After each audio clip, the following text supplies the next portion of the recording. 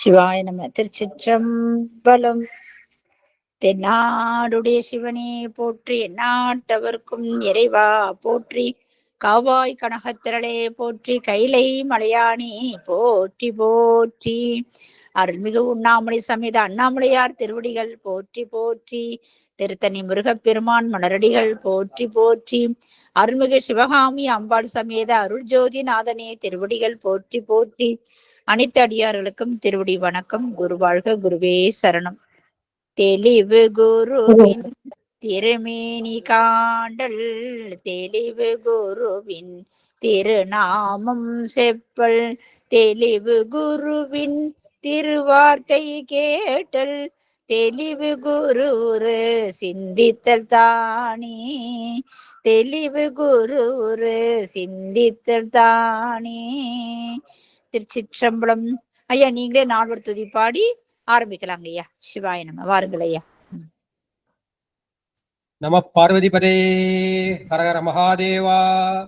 தென்னாடுடைய சிவனே போற்றி, எந்நாட்டவர்க்கும் இறைவா போற்றி, காவாய் கனக திரளே போற்றி, கைலை மலையானே போற்றி போற்றி, ஐந்து கரத்தனை ஆணை முகத்தனை, இந்தின் இளம்பிரை போலும் எயிற்றனை, நந்தி மகந்தனை ஞான கொழுந்தினை, பொந்தியில் வைத்தடி போற்றுகின்றேனே, போலியற்கோன் வெப்பு ஒலித்த புகழியற்கோன் கலல் போர்த்தி, ஆலிமிசை கல்மிதப்பில் அணைந்த பிரான் அடி போர்த்தி, வாலி திரு நாவலோர் வன் தொண்டர் பதம் போர்த்தி, ஊழி மலி திருவாத ஊரர் திரு தாள் போர்த்தி.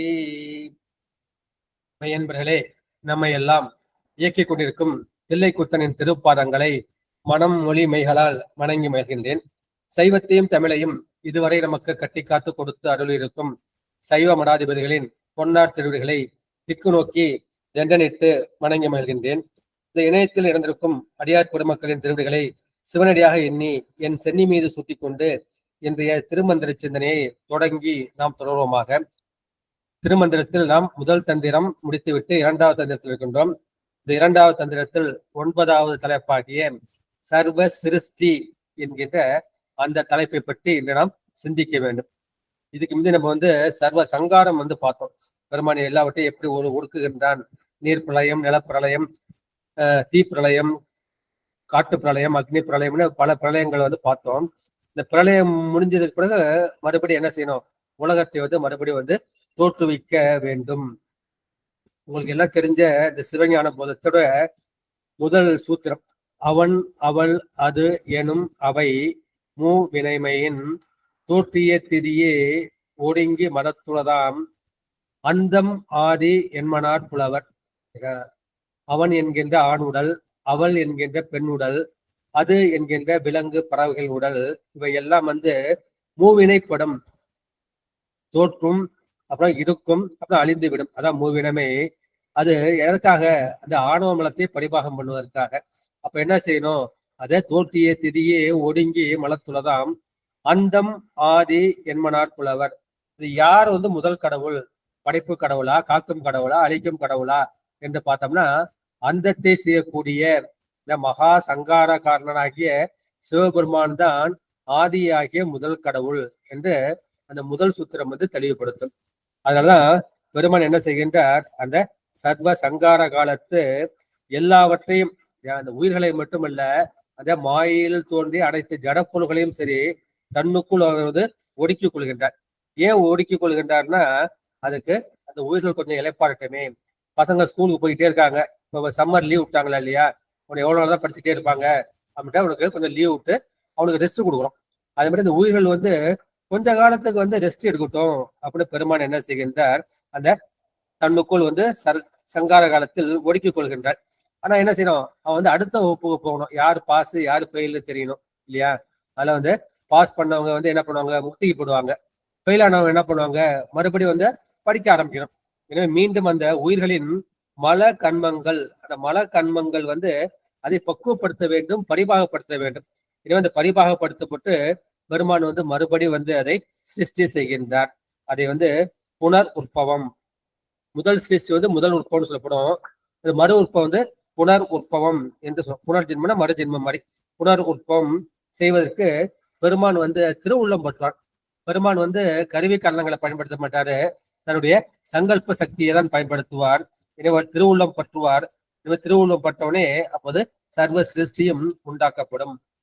எனவே யார் சர்வ சங்காரம் செய்கின்றானோ அந்த சிவபெருமான் தான் சர்வ சிருஷ்டி செய்யக்கூடிய முதல் கடவுள் என்று நீங்கள் உணர வேண்டும். அதற்காக தான் படைப்பு கடவுளாகிய அந்த அயனும் ஆகிய அந்த பிரம்மனும் திருமாலாகிய அந்த பெருமாளும் என்ன செய்கிறார்கள், அடிமுடி தேடி தமக்கு மேல் ஒரு தலைவன் இருக்கின்றான் என்பதை உணர்ப்பதான் அடிமுடி தேடிய பள்ளத்தை நம்ம விரிவாக நம்ம பார்த்துட்டோம். எனவே இதுவரைக்கும் என்ன சொன்னாரு அப்படின்னா, பல புராண வரலாறுகள் அட்ட விரட்டெல்லாம் பார்த்தோம் இல்லையா, அந்த புராண வரலாறுகள் பலவற்றை கூறியவர் அப்புறம் என்ன செய்யறார், உலகத்துடைய தோற்ற ஒடுக்கங்களை அவர் கூறுகின்றார். எனவே 30 திருமந்திரங்களால் அந்த சர்வ சிருஷ்டி, இது வந்து சிருஷ்டிங்கிறது அது வடமொழி, தமிழ்ல வந்து சிருஷ்டின்னு வரும். சர்வம்ங்கிறது வடமொழி, அது சர்வ என்று தமிழ்ல வந்தோம். இந்த தமிழ்ல வந்து சர்வ சிருஷ்டி என்று சொல்லப்படும்.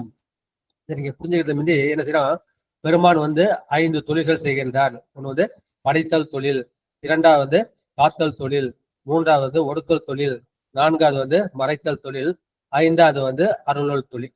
இந்த படைத்தல், காத்தல், ஒடுக்கல் இந்த மூன்று எதுக்கு நடக்குதுன்னா நம்ம உடலுக்கு நடக்குது, உலகத்துக்கு நடக்குது.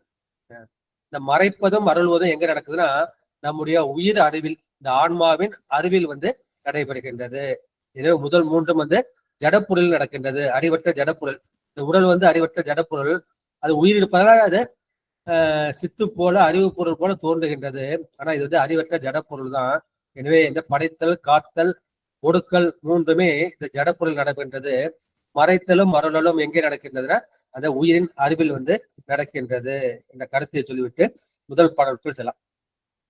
ஆதியோடு அந்தம் இல்லாத பராபரம் போதமதாக புணரும் பராபரை சோதி அதனில் பரந்தோன்ற தோன்றுமாம் தீதில் பறை அதன் வாழ்த்திகள் நாதமே.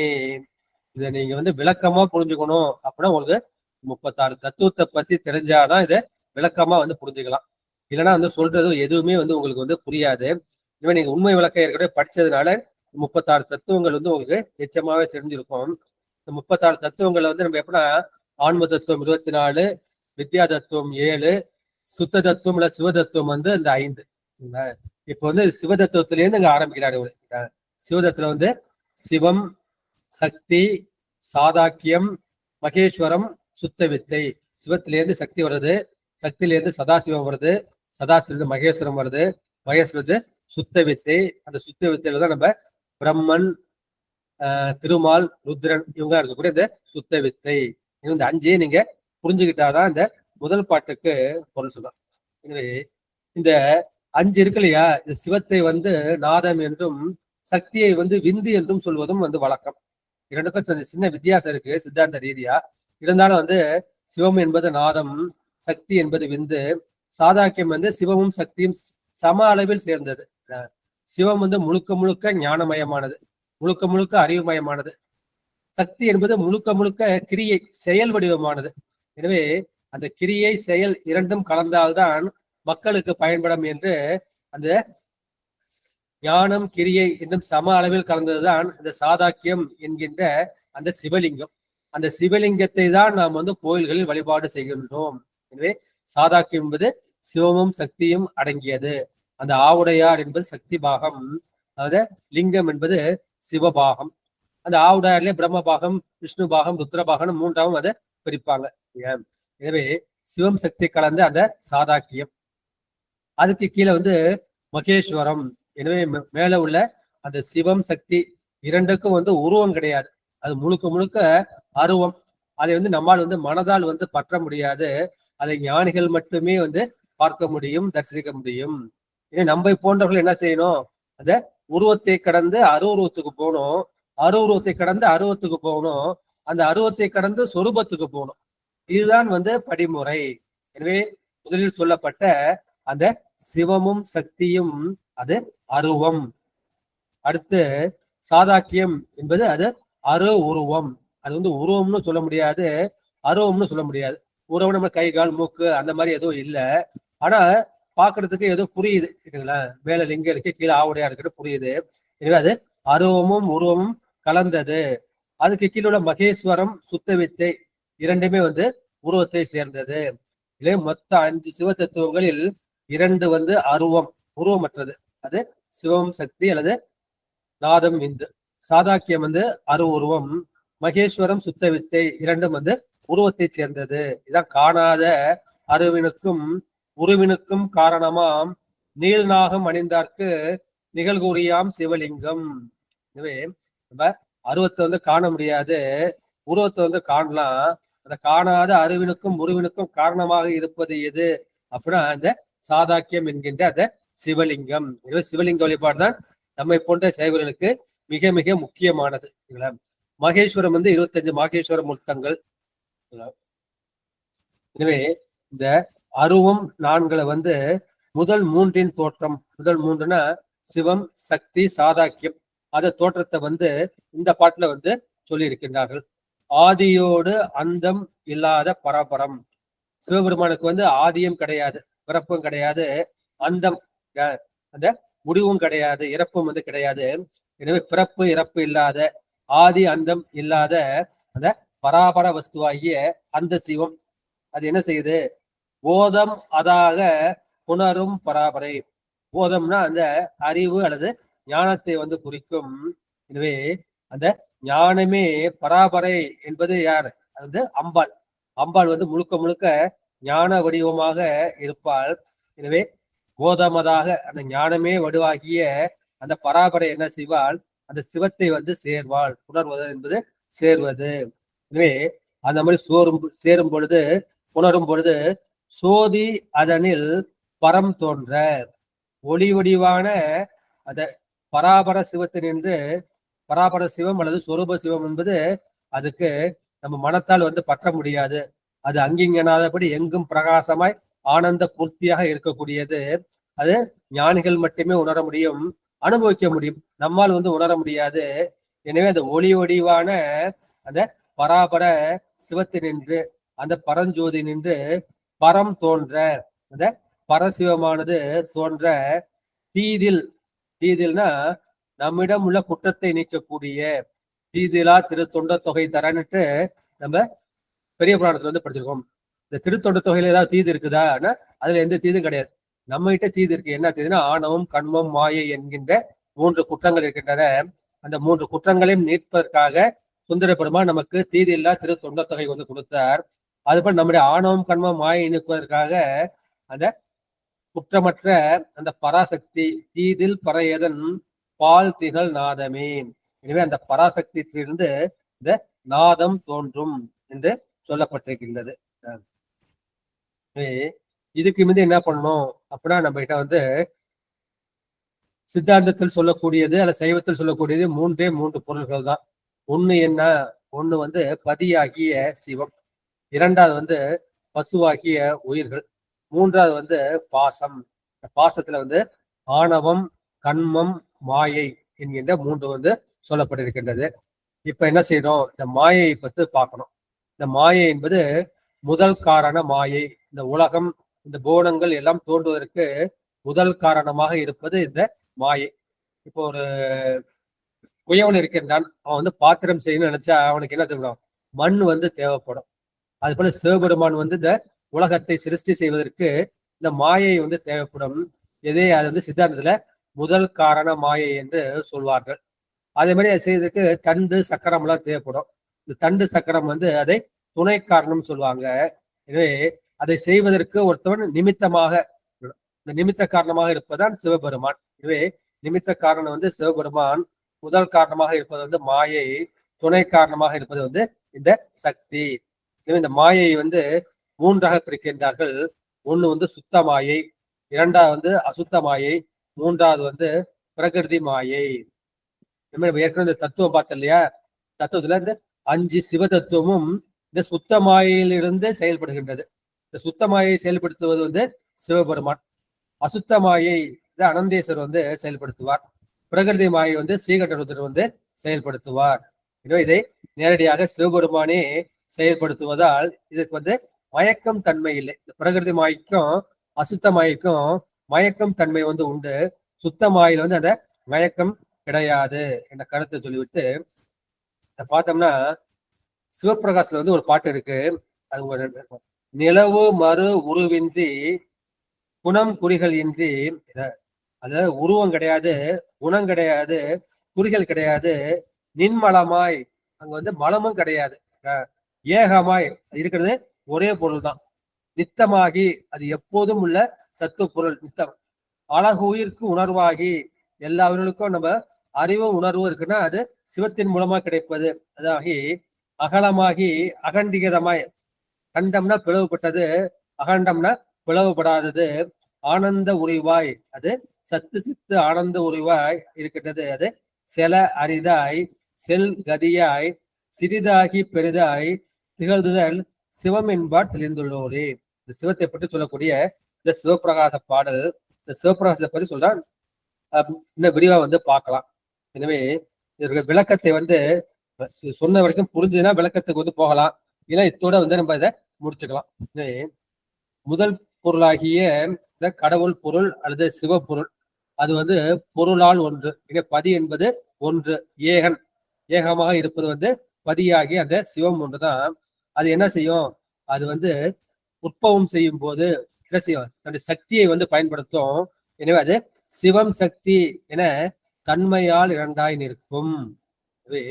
பொருள் வந்து ஒரு பொருள் தான், தன்மை வந்து இரண்டாகும். ஒரு நாணயம் இருக்கு, அது இரண்டு பக்கம் இருப்பது போல, ஒரு பக்கம் தலை இன்னொரு பக்கம் பூ இருப்பது போல, இந்த முதல் பொருளாகிய அந்த சிவத்துக்கு சிவம் சக்தி என்று எழுதும். ஒன்றவன் தானே இரண்டவன் என்ன அருள்னு பார்த்துக்கலாம் ஏற்கனவே. எனவே அந்த சிவம் வந்து சுரூபமா நிக்கிறப்ப எந்த செயலும் செய்யாது, அது எல்லாத்துக்கும் வந்து சாட்சி சுரூபமா இருக்கும். இவன் மனதப்ப நல்லது செய்யறானா கெட்டது செய்யறானா அது சாட்சி சுரூபமா இருக்கும். ஆனா அது உருவத்துக்கு வரும்போது மரதப்பா நீ இதெல்லாம் செய்யாதடா, இதெல்லாம் தப்புன்னு சொல்லும், இது நீ செய்யடா, இது நல்ல செயல்னு அது உள்ளுக்குள்ள இருந்து உணர்த்தும். எனவே அந்த சுரூப சிவம் வந்து எந்த செயலும் சொல்லாது சாட்சியா இருக்கும். எனவே அது வந்து ஒன்றை தொடங்குவதும் கிடையாது, முடிப்பதும் கிடையாது, அதுக்கு செயலே கிடையாது. எனவே அதுக்கு ஆதியும் கிடையாது, அந்தமும் கிடையாது. ஆதியும் அந்தமும் இல்லா அருள் பெரும் ஜோதி என்று மாணிக்கவாசர் சொல்றது அந்த நிலையதான். அது சொரூப சிவம். அந்த சொரூப சிவத்தை தான் இங்க என்ன சொல்றார், பராபரம் என்று அந்த முதல் வரியில சொல்றார். அது பராபர சிவம் என்று சொல்லி இருக்கின்றார்கள். எனவே அப்ப பராபரமா இருக்கிறப்ப அதோட சக்திக்கு பேர் என்ன அப்படின்னா, அந்த சக்திக்கு பேரு பராபரை. சித்தர் என்ன சொல்லுவாங்க, நம்ம சிவம்னு சொல்றப்ப அந்த சக்தி வந்து சிவைன்னு வைப்பாங்க. நம்ம சக்தின்னு சொல்றோம்னா வந்து சிவம் சிவைன்னு வைப்பாங்க. எனவே இது பராபரத்துக்கு சக்தி வந்து பராபராய் என்று சொல்லப்படும். எனவே பராபரமா இருப்பது வந்து சிவத்தின் சொரூப நிலை. சொரூப நிலைனா இயற்கை நிலை. பராபரையாய் நிற்பது சக்தியின் சொரூப நிலை அல்லது இயற்கை நிலை. எனவே அந்த பராபரை இயற்கை நிலை எப்படி இருக்கும், அது முழுக்க முழுக்க ஞானமாக இருக்கும். எனவே ஞானம்தான் அந்த சக்தியின் சொரூபம். இதுதான் சிவஞான சித்தியார் அதுல 162 சூத்திரம் சொல்வாரு, சக்தியின் வடிவு எண்ணில் தடையில்லா ஞானம் ஆகும். சக்தியோட வடிவம்னா அது தடையில்லா ஞானம் என்ற கருத்தை வந்து சித்தியார்லயும் சொல்லுவார்கள். எனவே இயற்கை நிலையில் உள்ள அந்த பராபர சிவம், அந்த சொரூப சிவம் என்ன செய்கின்றது, நம்ம இப்படி இருந்த உயிர்கள் வந்து அப்படியேதான் இருக்கும். உயிர்களை வந்து உயிர்விக்க வேண்டும். உயிர்களை உயிர்க்கணும் என்ன செய்யணும், அது உலகத்தை உண்டாக்க வேண்டும், இந்த தனு கரண போன போகங்களை உண்டாக்க வேண்டும் என்று நினைக்கும். அந்த நினைப்பு தான் உலக தோற்றத்திற்கு தொடக்க நிலையாக இருக்கும். அந்த மாதிரி நினைக்கிற நிலையில அந்த சிவம் வந்து ஆதி சிவன் என்று சொல்லப்படும். அந்த ஆதி சிவனின் சக்தி வந்து ஆதி சக்தி என்று சொல்லப்படும். எனவே ஆதி சிவனே பரசிவன், ஆதி சக்தியே பராசக்தி என்று சொல்லப்படும். எனவே ஆதி சிவனையும் ஆதி சக்தியும் நம்ம இந்த நிலையில உலகத்தை வந்து தொடங்க வேண்டும் என்ற நிலையில் வதிப்பது ஆதி சிவனும் ஆதி சக்தியும் என்று சொல்லப்படும். எனவே ஏற்கனவே உள்ளது என்ன செய்யணும், அப்ப அந்த சிவத்துக்கு பேரு அனாதி சிவம் அனாதி சக்தி. பராபர சிவனுக்கு வந்து அனாதி சிவன், பராபர சக்திக்கு வந்து அனாதி சக்தி. எனவே அதை வந்து சோதி அதனில் அந்த பராபர சிவத்தில் அந்த பரம் தோன்ற அது ஜோதி அதனில் பரம் தோன்ற தீதில் பறை தோன்றும் என்று சொல்லியிருப்பார்கள். எனவே பராபர சிவம் வந்து அனாதி சிவன், அந்த பராபர சக்தி வந்து அனாதி சக்தி, பரசிவம் என்பது ஆதி சிவம், பராசக்தி வந்து ஆதிசக்தி. இந்த ஆதிசக்தி தான் நமக்கு வந்து என்ன சொல்றோம், துரோதான சக்தி அல்லது துரோதாயி என்று சொல்லப்படும். அதுதான் வந்து மறைப்பு சக்தி. நம்ம வந்து ஆன்மா வந்து அறிவு பொருள், நம்ம வந்து சிவத்துக்கு தான் உரியவர்கள் அப்படின்னா நம்மள அந்த வினையை வந்து அனுபவிக்க முடியாது. எனவே இந்த துரோதை என்ன செய்யுது, அது வந்து சிவத்தை மறைத்து நமக்கு இந்த உலகத்தை வந்து காட்டுகின்றது. அது காட்டு வந்து உலகத்தை காட்டுகின்றது. எனவே அது துரோதான சக்தி, மறைப்பு சக்தி என்று சொல்லப்படும். எனவே அளவில்லா ஆற்றல் உடையது அந்த கடவுள் பொருளாகி அந்த பராபர சிவம். அதை உலகத்தை படைப்பதற்கு அதனுடைய கோடியில் ஒரு கூறு வந்து போதும். எனவே இந்த பராபர சிவத்தில் கோடியில் ஒரு கூறு அல்லது 1000ல் ஒரு கூறு தான் ஆதி சிவம்.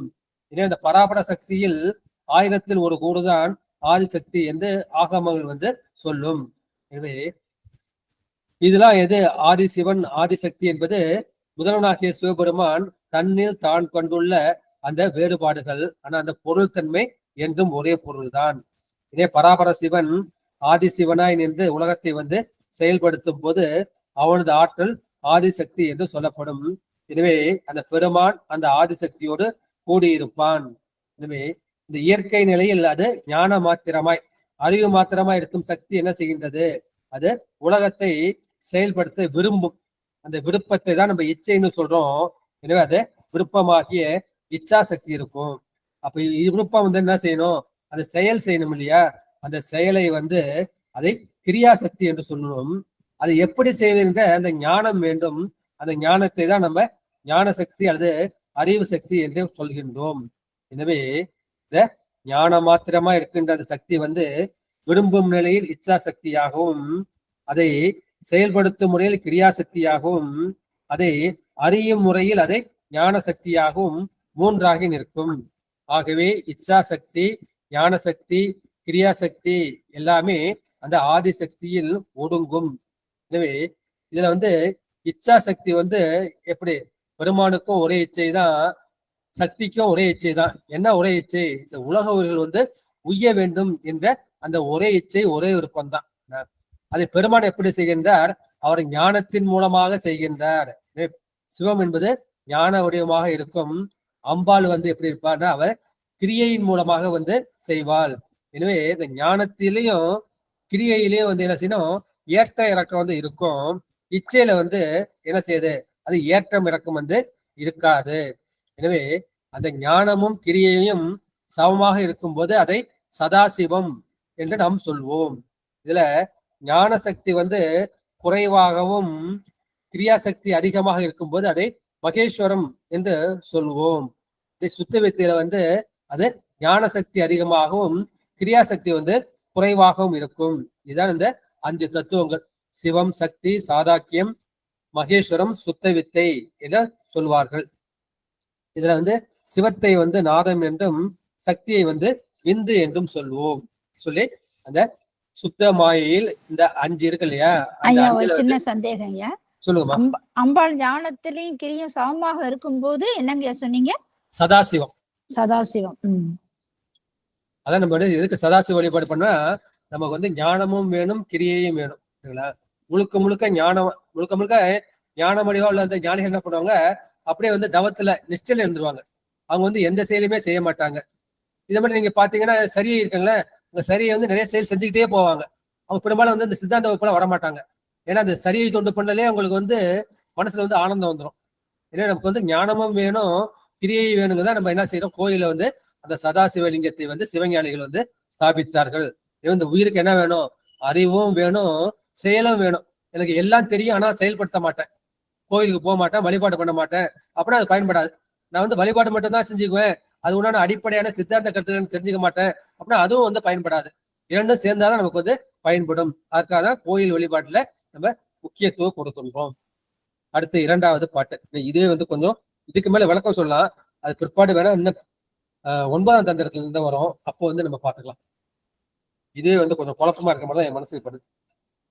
அடுத்து 2வது, நாதத்தில் விந்துவும் நாத விந்துக்களில் தீதற்றாகம் வந்த சிவன் சக்தி என்னவே வேதித்து ஞானம் கிரியை பிறத்தலால் வாதித்த இச்சையில் வந்தெழும் விந்துவே. வந்து உண்மை விளக்கத்துல நம்ம ஈஸியா நமக்கு புரிஞ்சிடும். ஆனா திருமலர் சொல்ற பாணி வந்து நமக்கு வந்து அவ்வளவா புரியாது. ஆனா புரிஞ்சுக்கிட்டா அதனுடைய சுவை வந்து அவ்வளவு மிக சுவையாக இருக்கும். எனவே இது எப்படி தோன்றியது, அந்த தோன்றிய முறையை தான் இந்த பாட்டுல சொன்னார். நான் ஏற்கனவே சொன்ன மாதிரி நாதத்திலேருந்து விந்து வரும், விந்துல இருந்து சதாசிவம் வரும், இல்ல சிவத்திலேருந்து வந்து சக்தி வரும், சிவம் சக்தி சேர்ந்து சாதாக்கியம் வரும், அதுல இருந்து வந்து மகேஸ்வரம் வரும், மகேஸ்வரர் வந்து சுத்த வித்தை வந்து வரும். அந்த கருத்தை இந்த பாட்டை சொல்லுவாரு. எனவே நாதத்தில் விந்துவும், எனவே நாத தத்துவத்திலிருந்து அந்த விந்துவும் நாத விந்துக்களில், அந்த நாத விந்துக்களில் ஞானமே ஆன போது, நாத விந்துக்களில் தீது அட்டகம் வந்த சிவன். எனவே அந்த நாத விந்துக்களில் ஞானமே ஆன போது அது சிவமாகவும், வேதித்து ஞானம் கிரியை புறத்ததால், அந்த கிரியை ஆன போது சக்தி எனவும் சொல்லப்பட்ட வாதித்த விச்சையில் வந்தெழும் விந்துவே. எனவே அந்த சுத்த வித்தையிலிருந்து அந்த குடிலை வந்து தோன்றும். எனவே இதெல்லாம் சொல்லுங்க, பராபர சிவம் அது வந்து சொரூப சிவம், அந்த சக்தி வந்து பராபரை, அதுல இருந்து பரசிவம் தோன்றும், அதனுடைய சக்தி பேரு பறை. எனவே அந்த பரசிவத்திலிருந்து நாதம் தோன்றும், அந்த நாதத்தோட சக்திக்கு பேரு விந்து. அந்த விந்து தான் நம்ம வந்து சுத்தமாயை என்றும் சொல்லுவோம். அந்த நாதத்திலிருந்து மறுபடியும் வந்து ஒரு சிவம் பிறக்கும். அந்த சிவத்துக்கு கூட அதோட சக்தி பேரு சக்தின்னு தான் பேரு. அதுல இருந்து சுத்த வித்தை தோன்றும், சுத்த வித்தையிலிருந்து குடலை தோன்றும் என்று சொல்றாரு. இந்த மறுபடியும் நான் சொல்றேன், பராபர சிவம், பராபர சிவத்திலிருந்து பரசிவம், பரசிவத்திலிருந்து நாதம், நாதத்திலிருந்து சிவம், சிவத்திலிருந்து சுத்த வித்தை, இதிலிருந்து குடலை தோன்றும் என்று இந்த பாட்டுல வந்து சொல்லியிருக்கின்றார். சக்தி சொற்பமா பார்த்தா பராபரை சக்தி, அது வந்து பறை சக்தி, விந்து சக்தி, அப்புறம் வெறும் சக்தி என்கின்ற அந்த சக்தி வந்து தோன்றும். சுத்த வித்தையில வந்து என்ன இருக்கும், அதுல ஞான சக்தி வந்து அதிகமா இருக்கும், கிரியா சக்தி கம்மியா இருக்கும். மகேஸ்வரத்துல என்ன இருக்கும், மகேஸ்வரத்துல வந்து ஞானம் குறைவாகவும் கிரியை வந்து அதிகமாகவும் இருக்கும் என்ற கருத்தை வந்து இந்த பாட்டுல வந்து சொல்லி இருக்கின்றார். நாதத்தில் விந்துவும் ஏற்கனவே பார்த்தோம். எனவே நமச்சிவாய வாழ்க, நாதன் தாழ்வாழ்க. நாதன் என்பது சிவத்தை வந்து குறிக்கும். எனவே நாதம் என்பது எதை குறிக்கும்னா, நமக்கு நம்ம வந்து ஆன்ம வர்க்கம் வந்து இந்த பிரகிருதி மாயில வந்து இருக்கும். இந்த பிரகிருதி மாயில கூட இந்த ஆன்ம வர்க்கத்துக்கு இந்த சுத்த மாயிலிருந்து ஒரே ஒரு சக்தி கிடைக்குது.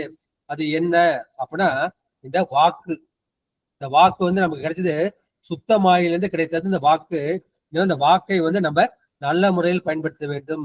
சிவத்துக்காக வழிபாட்டுக்காக நல்ல சொற்களை சொல்வதற்காக இதை பயன்படுத்த வேண்டும். ஏன்னா அது சுத்தமாயிலிருந்து கிடைத்தது. இந்த உடம்பு முழுக்க முழுக்க அசுத்தமாயி பிரகிருதி மாயை சேர்ந்தது.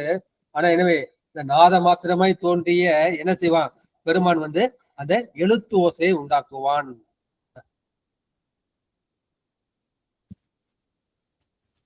அந்த எழுத்து ஓசை எதனால் உண்டாகும், அது வந்து கிரியா சக்தியால் வந்து உண்டாகும்.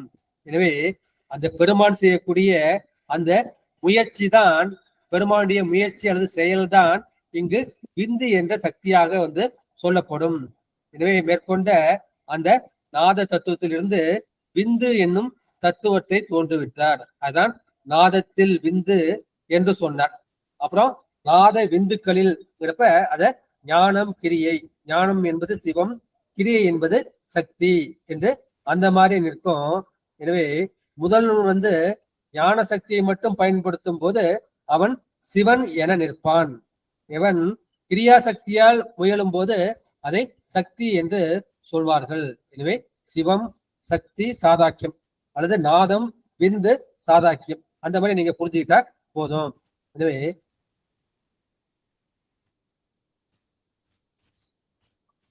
இதுல வந்து விந்து, விந்து என்பதற்கு சுத்த மாயைக்கு விந்து என்ற இன்னொரு பெயரும் வந்து உண்டு. எனவே இந்த சுத்த மாயிலிருந்து தான் இந்த நாதம் விந்து சாதாக்கியம் மகேஸ்வரம் சுத்த வித்தை என்ற அந்த 5 தத்துவங்களும் வந்து தோன்றும். இந்த கருத்தை தான் இந்த பாட்டுல வந்து இவர் சொல்லி இருக்கின்றார்கள். எனவே மாயை என்பது குடத்திற்கு மண் போல, எனவே இந்த உலகமாகிய காரிய பொருளை தோன்றுவதற்கு, இந்த தனு கர்ண போன போகங்களை செய்வதற்கு, இந்த சிருஷ்டியை செய்வதற்கு, படைப்பை செய்வதற்கு பெருமான் அந்த மாயையை பயன்படுத்துகின்றார். அந்த மாயை இரண்டு பகுதியாக இருக்கும். ஒண்ணு அந்த கண்மம், ஆணவம், கண்மம், மாயை, இதுதான் நம்ம மலம்னு சொல்றோம். அந்த மலம் கலக்காத பகுதி அதை சுத்த மாயை என்று சொல்வார்கள். அந்த ஆணவம், கண்மம், மாயை கலந்த பகுதி அதை அசுத்த மாயை என்று சொல்லப்படும். மாயையில் தூய பகுதி சுத்த மாயை என்று சொல்லப்படும். தூய்மை இழந்த பகுதி அசுத்த மாயை என்று சொல்லுவோம். இந்த குன்றிமணி காயை பார்ப்போம். அதுல ஒரு பக்கம் சிவப்பாவும் ஒரு பக்கம் கருப்பா இருக்கும். மாயை என்பது பொருளால் ஒன்றுதான். பொருளால் ஒன்றா இருந்தாலும் ஒரு பக்கம் சுத்தமா இருக்கும், ஒரு பக்கம் அசுத்தமா இருக்கும். இதுக்கு உதாரணம் சொல்லணும்னா, நம்ம பூமியை சுத்தி காற்று மண்டலம் இருக்கு. இந்த காற்று மண்டலம் எங்க இருக்குன்னா, இந்த பூமிக்கு மேல 100 மைல் அளவுக்கு இருக்கின்றது. இந்த 100 மைல் அளவுக்கு பார்க்கணும்னா ஒரு கிட்டத்தட்ட ஒரு 10 மைல் அளவுக்கு நம்ம அசுத்தம் கலந்துருக்கும். நம்ம பயன்படுத்தக்கூடிய அந்த வாகனங்கள், புகைகள், தொழிற்சாலைகள் அதெல்லாம் கலந்து என்ன செய்யும், அந்த காற்று அசுத்தமா இருக்கும். மேல உள்ள பகுதி எப்படி இருக்கும், அது சுத்தமா இருக்கும். ஏன்னா மேல உள்ள பகுதி சுத்த பகுதி, அதை சுத்தமாயை, கீழே உள்ளது அசுத்தமாயை. இந்த குன்றிமணியில சிவப்பா உள்ளது சுத்தமாயை, கருப்பா உள்ளது அசுத்தமாயை. எனவே தூய்மை உள்ள பகுதி அது சுத்தமாயை, அது தூய்மை இல்லாத பகுதி அசுத்தமாயை. எனவே அந்த சுத்தமாயில என்ன சொல்றாங்கன்னா, விந்துன்னு சொல்லுவாங்க, குடிலைன்னு சொல்லுவாங்க, குண்டல்னு சொல்லுவாங்க, மகாமாயின்னு சொல்லுவாங்க, ஊர்த்துவமாயின்னு சொல்லுவாங்க. சுத்தமாய்க்கு 5 பெயர்: விந்து, குடிலை, குண்டலினி, மகாமாயை, ஊர்த்துவமாயை. ஊர்த்தம்னா மேலே உள்ளது. பெருமாள் ஊர்த்துவ தாண்டவம் கால மேல தூக்கி ஆடுறாரு இல்லையா, இது ஊர்த்துவம் என்பது மேலே உள்ளது. மகாமாயினா மகன பெரிய இது. இதுவே நம்ம சும்மா மாயைன்னு சொன்னா எதை குறிக்கும், அது அசுத்த மாயை குறிக்கும். அந்த அசுத்த மாயை என்ன செய்யும், நம்ம மயக்கம், அதை மயக்கம் செய்வதால் அதை மோகினி என்று சொல்வார்கள். எனவே அசுத்த மாயை தான் நமக்கு மயக்கத்தை கொடுக்கும், சுத்த மாயை நமக்கு மயக்கத்தை தருவாது.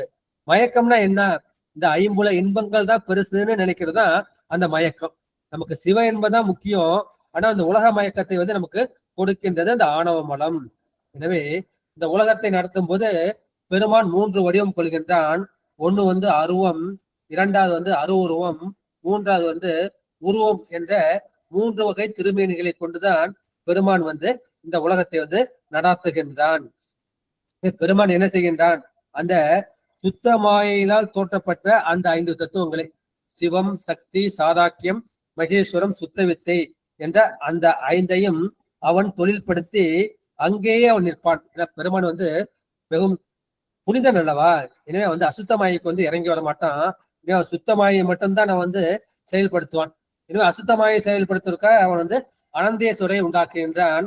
பிரகிருதி மாயை உண்டாக்குவதற்க அவன் ஸ்ரீகண்ட ருத்ரை உருவாக்குகின்றான். எனவே அவன் சுத்தமாயை இடமாக கொண்டிருப்பான். எனவே அந்த தத்துவங்கள் என்ன செய்யாது, இந்த அசுத்தமாய்க்கு பொருந்தாது. நமக்கு அந்த சுத்தமாயில் உள்ள தத்துவங்கள்ல இந்த வாக்கு மட்டும்தான் நமக்கு பொருந்துமே ஒழிய மற்ற தத்துவங்கள் நமக்கு பொருந்தாது. அப்புறம் ஏன் இதை பத்தி நீங்க சொல்றீங்கன்னா, அந்த சுத்தமாயை தான் அசுத்தமாயை தொழில்படுத்தும், அந்த அசுத்தமாயை தான் பிரகிருதி மாயை தொழில்படுத்தும். இந்த உலகத்தை உருவாக்குவதற்கு இவ்வளவு தேவைப்படும். அது மாதிரி உலகத்தை உருவாக்கும் போது அதை என்ன செய்கின்றார், 2 வகையாக செய்கின்றார். ஒண்ணு விருத்தி என்று சொல்லப்படும், இரண்டாவது பரிணாமம் என்று சொல்லப்படும். விருத்தினா என்ன, விருத்தினா ஒரு பொருள் சுருங்கி கிடக்கின்றது, அதை என்ன, அது விரிவாவது. ஒரு குடை இருக்கு, அதை மடக்கி வச்சிருக்கோம், அது என்ன செய்ய, விடிச்சா அது பெருசாகுது. ஒரு கூடாரத்தை சுருட்டி வச்சிருக்கோம், அது டென்ட் அடிக்கிறப்ப என்ன பண்றோம், அதை விடிச்சு வைக்கிறோம் இல்லையா. விருத்தி என்பது சுருங்கி கிடப்பது விரிவடைவது. பரிணாமமே என்ன, பரிணாமம்னா ஒரு பொருள் மற்றொரு பொருளாக மாறுவது. இப்ப பால் இருக்கு, பால் என்ன செய்யுது, அது தயிராக மாறுவது. இது பரிணாமம் என்று சொல்லப்படும். பால் முழுக்க முழுக்க என்ன செய்யும், தயிரா மாறிடும். அதை முழு பரிணாமம் என்று சொல்வார்கள். சில ஒரு பகுதி மட்டும்தான் பரிணாமப்படும், அதை ஏகதேச பரிணாமம். ஏன்னா இப்ப வெண்ணெய் ரொம்ப நாள் வச்சிருந்தோம், அப்புறம் என்ன செய்யணும், அந்த வெண்ணெயில சின்ன சின்ன புழுக்கள்லாம் தோன்றும். அதாவது ஏகதேச பரிமாணம். அந்த முழு வெண்ணையே புழுவா மாறல, அதுல இருந்து கொஞ்சம் புழு தோன்றுது. எனவே விருத்தி பரிணாமம் என்ற அந்த 2 முறை சொன்னோம் இல்லையா. எனவே இந்த சுத்தமாயை செயல்படுவது எப்படின்னா அது விருத்தி என்கின்ற முறையில், அது சுருங்கி இருப்பது விரிகின்றது, அது வந்து விருத்தி என்ற முறையில். அசுத்தமாயை வந்து காரியப்படுவது எப்படி அப்படின்னா அது பரிணாமம் என்ற முறையில ஒரு கூறு மட்டும் பரிணாமம் செய்வது. அசுத்தமாயின் ஒரு பகுதி மட்டும்தான் நமக்கு பரிணாமப்படும். எனவே பெருமான் என்ன செய்கின்றார்? பெருமான் வந்து தன்னுடைய இயற்கை நிலையாகிய அந்த சொரூப நிலையை விட்டு என்ன செய்கின்றார்? தடத்த நிலைக்கு வருகின்றார். சொரூப சிவம் வந்து எதுவுமே செய்யாது, எல்லாத்துக்கும் வந்து சாட்சியா பார்த்துக்கிட்டே இருக்கும். அவர் என்ன செய்கின்றார்? இந்த உணவு நிலை உயிர்க்க வேண்டும் என்று சொல்லி அந்த சொரூப நிலை, அந்த இயற்கை நிலையிலிருந்து செயற்கை நிலைக்கு அல்லது தடத்த நிலைக்கு வந்து வருகின்றார். அந்த தடத்த நிலையில் தான் நமக்கு அருவம், அருவுருவம், உருவம் என்கின்ற 3 திருமேனியை வைத்திருக்கின்றார். அந்த 3 திருமேனியை நான் சொல்லிட்டேன். இந்த சிவமும் சக்தியுக்கு உருவம் கிடையாது, அது வந்து அருவம். சதாசிவம் அது வந்து அரு உருவம். மகேஸ்வரம் சுத்த வித்தை இது வந்து உருவம் உடையது. எனவே இந்த மாதிரி ஏன் பெருமான் செய்யணும்? ஐயா தடத்த நிலைனா என்னங்க ஐயா? தடத்த நிலைனா சொரூப நிலைனா வந்து இயற்கை நிலை. இப்ப தண்ணி இருக்கு, இயற்கை நிலை வந்து அப்படி அது வந்து குளிர்ச்சியா தான் இருக்கும். நம்ம என்ன பண்ணோம்? அதை சூடுபடுத்துறோம். நம்ம சளி பிடிச்சிருக்கு குடிக்க அதை சூடுபடுத்துறோம். அப்ப தானே அது சுடு தண்ணி, வெந்நீர் தான் அதுக்கு ஒரு பேர் வருது. இப்ப பெருமான் வந்து இயற்கையில சொரூப நிலையில வந்து நம்ம தண்ணி மாதிரி இருக்காரு, நமக்கு வெந்நீர் தேவைப்படுது, அதுக்காக அந்த நிலையை வந்து மாற்றிக்கின்றாரு. எனவே அந்த சொரூப நிலை என்பது இயற்கை நிலை, உண்மை நிலை. தடத்தம் என்பது சார்பு நிலை, அந்த சொரூபத்தில கொஞ்சம் கீழே இறங்கி வர நிலை. நமக்காக பெருமான் என்ன செய்தாரு? அவர் வந்து சுத்தமாயை தாண்டி மாயாதீதனாக உள்ளார். சுத்தமாய்க்கு அப்பாற்பட்ட நாதத்துக்கு அப்புறம் நாதாதத்துல இருக்காரு. அப்பேற்பட்ட பெருமான் வந்து நாம் செய்யக்கூடிய இந்த வழிபாட்டை ஏற்றுக்கொள்ள வேண்டும், இந்த உயிர்களை வந்து உய்விக்க வேண்டும், இந்த மருதப்படை வந்து உய்விக்க வேண்டும் என்பதற்காக என்ன செய்யறாரு? அந்த நிலையில இருந்து இறங்கி வந்து மாயவரத்துல மயூரநாதரா வந்து கோயில் வச்சுக்காரு. அதே மாதிரி கீழே இறங்கி வந்து அவர் சதாசிவ நிலைக்கு வராரு இல்லையா? அதுதான் வந்து தடத்த நிலை என்று அந்த சொல்றாரு. பெருமான் வந்து நம் பொருட்டு இறங்கி வர்றது இல்லையா? அதுதான் வந்து தடத்த நிலை. இந்த தடத்த நிலையை வந்து நம்ம வந்து என்ன செய்யறோம்? அருவம், அருவத்தை நம்ம வந்து நம்ம எங்க பாக்குறோம் அப்படின்னா வந்து சிதம்பரத்துல பாக்குறோம். சிதம்பரத்துல பாக்குறப்ப நம்ம என்ன பண்ணோம்? அந்த 3 உருவத்தையும் நம்ம பாக்குறோம். 3 உருவத்தை நடராஜர் தான் பாக்குறோம். நடராஜருக்கு வந்து உருவ நிலை. பக்கத்துல என்ன செய்யறாரு? மூலட்டனார் இருக்காரு. மூலட்டனார் அவரு அருவ உருவமாகிய சதாசிவம். அப்ப நம்ம என்ன நடராஜருக்கு பூஜை பண்ணிட்டு என்ன பண்ணுவாங்க? நீங்க பாருங்க சிதம்பர ரகசியத்தை பாருங்கன்னுட்டு அங்க தங்க வில்வ போட்டு ஒரு திரையை போட்டு வச்சிருப்பாங்க. திரையை விலைக்கு என்ன பண்ணுவாங்க? அங்க வந்து தீபாரணம் காமிப்பாங்க. அங்க பார்த்தோம்னா என்ன செய்யும்? அந்த வெட்ட வெளிதான் தெரியும். அந்த வெட்ட வெளிதான் அருவம். இந்த பெருமான் என்ன இருக்கிற சிதம்பரத்துல வந்து அந்த சிதம்பர ரகசியம் என்கின்ற அந்த அருவமாக இருக்கின்றார். அங்கதான் சிவமும் சக்தியும் வந்து இருக்கின்றது, அருவமாக இருக்கின்றது. அப்புறம் எப்படி சதாசிவமாக மூலட்டான மூர்த்தியாக இருக்கின்றார், உருவமாக நமக்கு வந்து நடராஜ மூர்த்தியாக இருக்கின்றார். எனவே அருவம், அரு உருவம், உருவம். எனவே இது எல்லாம் என்ன இருக்கு? இந்த உயிர்களை உய்விக்க வேண்டும் என்ற கருணையினால்தான். பெருமான் வந்து தடத்த நிலையில் இருந்தாலும் சரி, அருவமாக இருந்தாலும் சரி, அரு உருவமாக இருந்தாலும் சரி, உருவமாக இருந்தாலும் சரி, எல்லாமே என்னது? எல்லாம் கருணை மயம், எல்லாமே வந்து அருள்மயம். நம்முடைய உடம்பு எது? இது வந்து மாயினால் ஆன உடம்பு, அசுத்த மாயினான உடம்பு. பெருமானுக்கு சுத்தமாயை கூட கிடையாது. சுத்தமாயினா யாருக்கு? திருமாலுக்கு, இந்திரனுக்கு, பிரம்மனுக்கு, இவர்களுக்கெல்லாம் வந்து என்ன செய்யணும்? அந்த சுத்தமாயை வந்து உடம்பா இருக்கும். ஆனா பெருமானுக்கு எது? சுத்தமாயின் தாண்டிய எது? அது சொரூப சிவம் என்கின்ற அருள் திகம். பெருமானுக்கு வந்து அருள் திருமேனி தான் சொல்லுவாங்க. இதுவே பெருமானுடைய மேனி முழுவதும் அருள் மயமானது, அது மாயாமயத்தால் ஆக்கப்பட்டது அல்ல. எனவே அருள் என்பது எது? அருள் அது சக்தியாகும். பெருமானுடைய சக்தி தான். பெருமானுடைய சக்தி தான் அவனுக்கு உருவமாக இருக்கும். எனவேதான் ஒரு நாமம் ஓருருவம் எல்லாருக்கு 1000 திருநாமம் பாடினாம் தெல்லேனம் கொட்டாமோ. இது உண்மை விளக்கத்துக்கு அதுக்கு அடுத்தமா கொஞ்சம் விளக்கத்துக்கு வந்து போறேன். நீங்க உண்மை விளக்கத்தை தாண்டிட்டீங்கன்னு சொன்னதுனால அடுத்த 3வது பாட்டுக்கு வந்து போகலாம். இல்லது சக்தி இடந்தனில் உண்டாகி கல்லளி போல கலந்துள் இருந்திடும் வல்லது ஆக வழி செய்த அப்பொருள் சொல்லது சொல்லிடில் தூராதி தூரமே.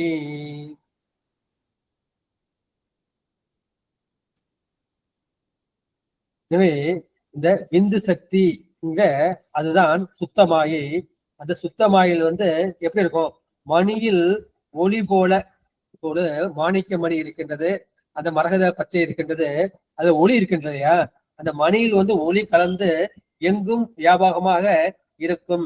அப்பேற்பட்ட அந்த வல்லமை உடைய அந்த மாயையின் மூலமாக சிருஷ்டிக்கப்பட்ட அந்த பொருள்களை சொல்லால் சொல்ல புகுந்தால், சொல்லது சொல்லிடில் அதற்கு தூராதி தூரமே, அதுக்கு எல்லையே கிடையாது, அது எல்லையற்றது, எல்லை கடந்தது. இதை பெருமான் வந்து குணம் குணியாக இருக்கின்றான். இல்லது இல்லதுங்கிறது மாயை இருக்கின்ற, அதான் இருப்பது போல இருக்கின்ற, அது இல்லாமல் இருக்கின்றது. எனவே இல்லது என்பது மாயையை குறிக்கும்.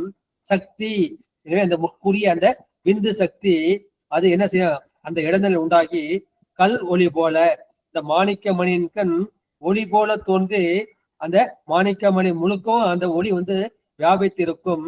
அது போல இந்த சக்தி என்ன செய்யும், ஆன்மாவிடத்து கலந்து நிற்கும். வல்லது, வல்லதுங்கிறது மாயைக்கு இன்னொரு பெயர். அந்த வல்லதாகிய முதற் காரணமாகிய அந்த மாயை என்ன செய்யும், வெவ்வேறு வடிவாய் நிற்கின்றது. இது வந்து எப்படி இருக்கின்றது, அது வந்து சொற்பிரபஞ்சம் பொருள் பிரபஞ்சமாக இருக்கின்றது. சொற்பிரபஞ்சத்தில் மந்திரம், பதம், வண்ணம். வண்ணம் என்பது எழுத்து 51 அச்சரங்கள், பதம் என்பது 81 பத்திரம். 81 பதம். சிவ என்பது ஒரு பதம், நம என்பது ஒரு பதம். அது போல மந்திரம், மந்திரம் வந்து நமக்கு அனுஷ்டானம் பண்ண எல்லாருக்கும் தெரியும். 11 மந்திரங்கள், பஞ்ச பிரம்ம மந்திரம், 6 சடங்க மந்திரம். இதே 11 மந்திரங்கள், 81 அச்சரங்கள், 51 எழுத்துக்களாக நிற்கும். பொருள் பிரபஞ்சத்தில் எப்படி இருக்கும் அப்படின்னா வந்து அது 36 தத்துவங்கள். ஆன்ம தத்துவம் 24, வித்யா தத்துவம் 7, சிவதத்துவம் 5 ஆக 36 தத்துவங்களாக இருக்கும். இந்த 36 தத்துவம் வந்து 224 கோணங்கள் வந்து தோன்றும். அந்த 224 கோணங்கள்ல ஒரு சின்ன தூசி மாதிரிதான் இந்த பூலோகம். இதான் நம்முடைய கந்த புராணம் புக்கு நம்ம கையில வச்சிருக்கோம். அந்த கந்த புராணத்துல வந்து அவனோட தாய்க்கு பேர் வந்து மாயைன்னு பேரு. அந்த மாயை தான் என்ன செய்வார், இந்த சூரபத்மன், சிங்கமகாசுரன் அதெல்லாம் தாரகாசுரம் கொண்டாகும் இல்லையா? இந்த மாயை தான் சூரபத்மனுடைய தாய். இந்த மாயாமலத்தின் வடிவாக அவள் வந்து இருக்கின்றார். அவள் வந்து அநேக சக்திகளை உடையதாக இருக்கின்றது. இந்த கந்த புராணத்துல வந்து என்ன செய்வாரு, முருகப்பெருமான் வந்து அவனுக்கு காட்சி கொடுப்பார். காட்சி கொடுப்ப அவன் என்ன வரம் வாங்கியிருப்பான்னா, இந்த 1008 அண்டங்களை 108 யுகங்கள் நான் ஆள வேண்டும் என்று வரம் வந்து வாங்கியிருப்பான். அதுவே பெருமான் வந்து முருகப்பெருமான் விஸ்வரூபம் காமிக்கிறப்ப அவருடைய கணுக்கால ஒரு முடி வந்து சுருண்டிருக்கும். அந்த முடியில வந்து ஒரு சின்ன வியர்வை துளி இருக்கும். அந்த வியர்வை துளியில வந்து அந்த 1008 அண்டங்களும் அடங்கி இருப்பதை வந்து அவன் வந்து பார்ப்பான். ஆகா, அப்பேற்பட்ட இந்த முருகப்பெருமான்கிட்ட போய் நம்ம சண்டை போட போறேன்னு அந்த அறிவு வந்து மறுபடியும் தோன்றும். அந்த அறிவு வந்து மறுபடியும் அந்த மாயை வந்து மறைத்து விடும். எனவே அந்த மாயை வந்து அநேக சக்திகளை உடையதா இருக்கின்றது.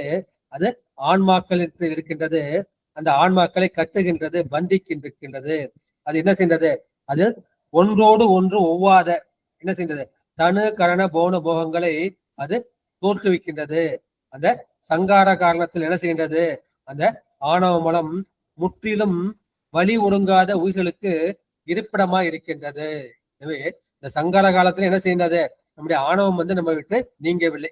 முத்தான் மக்கள் மட்டும் நீங்குது, மற்ற ஆன்மக்களுக்கு அது நீங்காமல் இருக்கின்றது என்ற கருத்து வந்து இதனுடைய தொகுப்புரை. எனவே இந்த விரிவு கொஞ்சம் பார்க்கலாம். மூணாவது, சிவத்தை விட்டு சக்தி வந்து தனியா நிக்காது. இந்த சிவத்தை விட்டு நீங்காத இந்த பாகம் பிரியாதுன்னு சொல்லுவாங்க, அன்பில் பிரியாதுன்னு சொல்லுவாங்க. அந்த சிவத்தை விட்டு நீங்காத அந்த பிரியாத சக்தி என்ன செய்யும், இந்த உலகத்தை செயல்படுத்துவதற்காக அந்த சிவத்திலிருந்து தோன்றி வேறுபட்டதாக நிற்கும். நீங்க பாத்தீங்கன்னா இந்த பழங்காலத்து கோயில்ல சிவம் மட்டும்தான் இருக்கும், லிங்கம் மட்டும்தான் இருக்கும். பிற்பாடுதான் என்ன செய்வாங்க, இந்த மக்களுக்கு வந்து புரிந்து கொள்ளக்கூடிய சக்தி குறைந்து விட்டது என்று அம்பாளுக்கு வந்து தனி சக்தி சந்நிதி வந்து ஏற்படுத்தினார்கள். எனவே அந்த சிவத்திலிருந்து தோன்றி வேறு நிற்பது போல சொல்லப்பட்டாலும் இந்த சக்தி எப்படி, அது எப்பொழுதும் சிவத்தை விட்டு நீங்காது. அதுக்கு என்ன உதாரணம், இந்த மணியை விட்டு ஒளி வந்து நீங்காது, அந்த மணியோடு ஒன்றி நிற்கும். அது போல சிவத்தோடு இந்த சக்தியும் ஒன்றி நிற்கும். எனவே இதை தனித்து நிற்பதில்லை. இதை வந்து சிவபேதம் சக்தி பேதம் என்று சொல்வார்கள். எனவே சிவபேதம்னா அங்க ஞானம் வந்து அதிகமாக இருக்கும், சக்தி பேதம் என்றால் அங்க கிரியை தொழில் வந்து அதிகமாக இருக்கும். எனவே தன்னில் வேறாகாத அந்த சக்தியை என்ன செய்கின்றார் பெருமான் வந்து அதுவே எல்லாம் செய்வது போல. பெருமான் வந்து எதை செஞ்சாலும் என்ன செய்யறாரு, சக்தியின் மூலம் தான் செய்வார். இதற்கு வந்து திருவுந்தியால வந்து படம், நம் கையால் நாம் காரியங்கள் செய்ய போல. நம்ம கையை பயன்படுத்தி நம்ம காரியம் வந்து செய்யறோம். அது போல பெருமான் என்ன செய்கின்றார், நங்கையால், நங்கைனா பெண்ணை குறிக்கும், நங்கையாகிய அந்த சக்தியை கொண்டு செய்வார் என்று இந்த திருவுந்தியார்ல வந்து சொல்வாரு. எனவே பெருமான் வந்து என்ன செய்கின்றார், தன்னில் வேறாகாத அந்த சக்தியை அதுவே வந்து எல்லாம் செய்ய வல்லதாக வேறு நிறுத்தி இந்த உலகம் செயல்படுவதற்கு உண்டாகிய அந்த பெரும்பொருளை பெருமான் உண்டாக்குகின்றார். பெருமானை வந்து இன்ன தன்மை என்று சொல்ல முடியாது. அவன் வந்து இப்படியன் இன்னரத்தன் இவ்வண்ணத்தன் என்று எழுதி காட்ட ஒண்ணாதே என்று அப்பர் பெருமான் வந்து சொல்வார. அப்பேற்பட்ட பெருமான் என்ன செய்கின்றார், இந்த சக்தியை ஒரு தனிப்பட்ட பொருளாக தோற்றுகின்றார். அதாவது ஒடுக்கிறப்ப என்ன செய்யுது, இப்ப பார்த்தோம்னா சுத்தவித்தை வந்து மகேஸ்வரத்துல ஒடுங்கும், மகேஸ்வரர் வந்து சதாசிவத்துல ஒடுங்கும், சதாசிவம் வந்து சக்தியில ஒடுங்கும், சக்தி வந்து சிவத்துக்குள்ள ஒடுங்கும். இப்ப தோன்றும் போது சிருஷ்டிக்கும் போது என்ன செய்யற, சக்தியிலிருந்து சிவத்திலிருந்து சக்தி தோன்றும், சக்தியிலிருந்து சாதாக்கியம் தோன்றும், சாதாக்கியிலிருந்து மகேஸ்வரம் தோன்றும், மகேஸ்வரத்துல சுத்த வித்தை தோன்றும். அப்ப இதுல இருந்து அசுத்த வித்தை தோன்றும், வித்யா தத்துவம். அப்புறம் அதுல இருந்து பிரகிருதி மாயை வந்து தோன்றும். எனவே பெருமான் என்ன செய்கின்றார், அந்த சக்தியை வெளிப்படுத்தி அதை வேறு நிறுத்தி இந்த உலகத்தை செயல்படுத்துகின்றார். உலகத்திற்கு முதலாக இருக்கக்கூடியது அந்த சிவம் சக்தி, அது இரண்டும் வந்து ஒரே பொருள். இந்த ஒரே பொருள் கலந்திருப்பதை நான் தாதான்மிய சம்பந்தம் என்று சொல்கின்றோம். இரண்டும் ஒரே பொருள் தான், ஒரு நாணயத்தின் இரண்டு பகுதி போல. எனவே சிவமும் சக்தியும் வேறு வேறு போல கூறியது எதற்காக, அதாவது தடத்து நிலை அதற்காக சொல்லப்பட்டது. சொரூப நிலையில் இரண்டும் ஒன்றே என்பதுதான் இந்த பாடலில் திரண்ட கருத்து. அடுத்து 4வது திருப்படல்.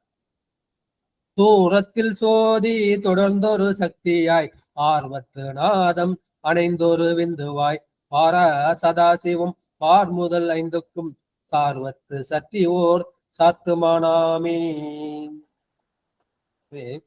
இந்த சக்திதான் சக்திமானாக இருக்கின்றது. சக்தி உடையன் வந்து சக்திமான், பெருமான் தான் அந்த சக்திமான் என்று சொல்லியிருக்கின்றார்கள். தூரத்தில் ஜோதி, இந்த ஜோதி எங்க நமக்கு தெரியுது அப்படின்னா, இந்த அடிமுடி தேடிக்கிட்டு அவங்க போயிட்டே இருக்காங்க இல்லையா, போக அது கூட போயிட்டே இருக்கு இல்லையா, அது போல தூரத்தில் இந்த சேமைக்கன் காட்சி கொடுக்கக்கூடிய அந்த ஜோதியாகிய அந்த ஒளி என்ன செய்கிறது, தொடர்ந்து ஒரு சக்தியாய் ஆர்வத்து நாதம் அணைந்தொரு விந்தியாய். எனவே அது என்ன செய்யும், அது சக்தியாகவும் நாத தத்துவத்தை சேர்ந்த போது அது விந்துவாகவும் இருக்கும். இப்ப சக்தி சிவம் வந்துருச்சு, அதுக்கு 3வது என்ன வரணும் உங்களுக்கு ஆட்டோமேட்டிக்கா தெரியும், அது சதாசிவம். பார சதாசிவம், பெருமையுடைய சதாசிவமாக என்ன செய்யும், பார் முதல் 5க்கும் சார்பக்து சக்தி ஓர் சாத்துமானாமே. எனவே நம்ம பார் முதல், பார்ங்கிறது இந்த உலகத்தை குறிக்கும், நிலத்தை வந்து குறிக்கும். நிலம், நீர், நெருப்பு, காற்று, ஆகாயம் என்கின்ற அந்த 5 பூதங்கள் இருக்கின்றது. அந்த 5 பூதங்களுக்கும் சார்பிடமாகிய அந்த பொருளாகிய சக்தியை என்ன செய்யும், அது சக்தி மானாகவும் விளங்கும். பார் முதல் 5க்கும் இந்த சதாசிவம் என்ன செய்கின்றது, சதாசிவம் வந்து நம்ம பார்த்தோம் இல்லையா, இப்ப அருவத்தை பார்த்துட்டோம். சக்தி சிவம் ரெண்டுமே அருவம், அல்லது நாதம் இந்த ரெண்டுமே அருவம், அதுக்கு வந்து உருவம் கிடையாது. இனிமே நமக்கு கண்ணுக்கு தெரியக்கூடிய முதல் வந்து அந்த சதாசிவம் தான். இந்த சதாசிவத்திலிருந்து வந்து மகேஸ்வரம் வந்து தோன்றும். மகேஸ்வரன் வந்து சுத்த வித்தை வந்து தோன்றும்.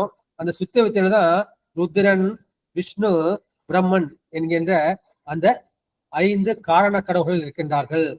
பிரம்மன் வந்து படைப்பு கடவுள், விஷ்ணு என்பது காக்கும் கடவுள், ருத்ரன் என்பது ஒடுக்கும் கடவுள், மகேஸ்வரன் என்பது அவன் வந்து மறைக்கும் கடவுள், சதாசிவம் என்பது அது நமக்கு அருளும் கடவுள்.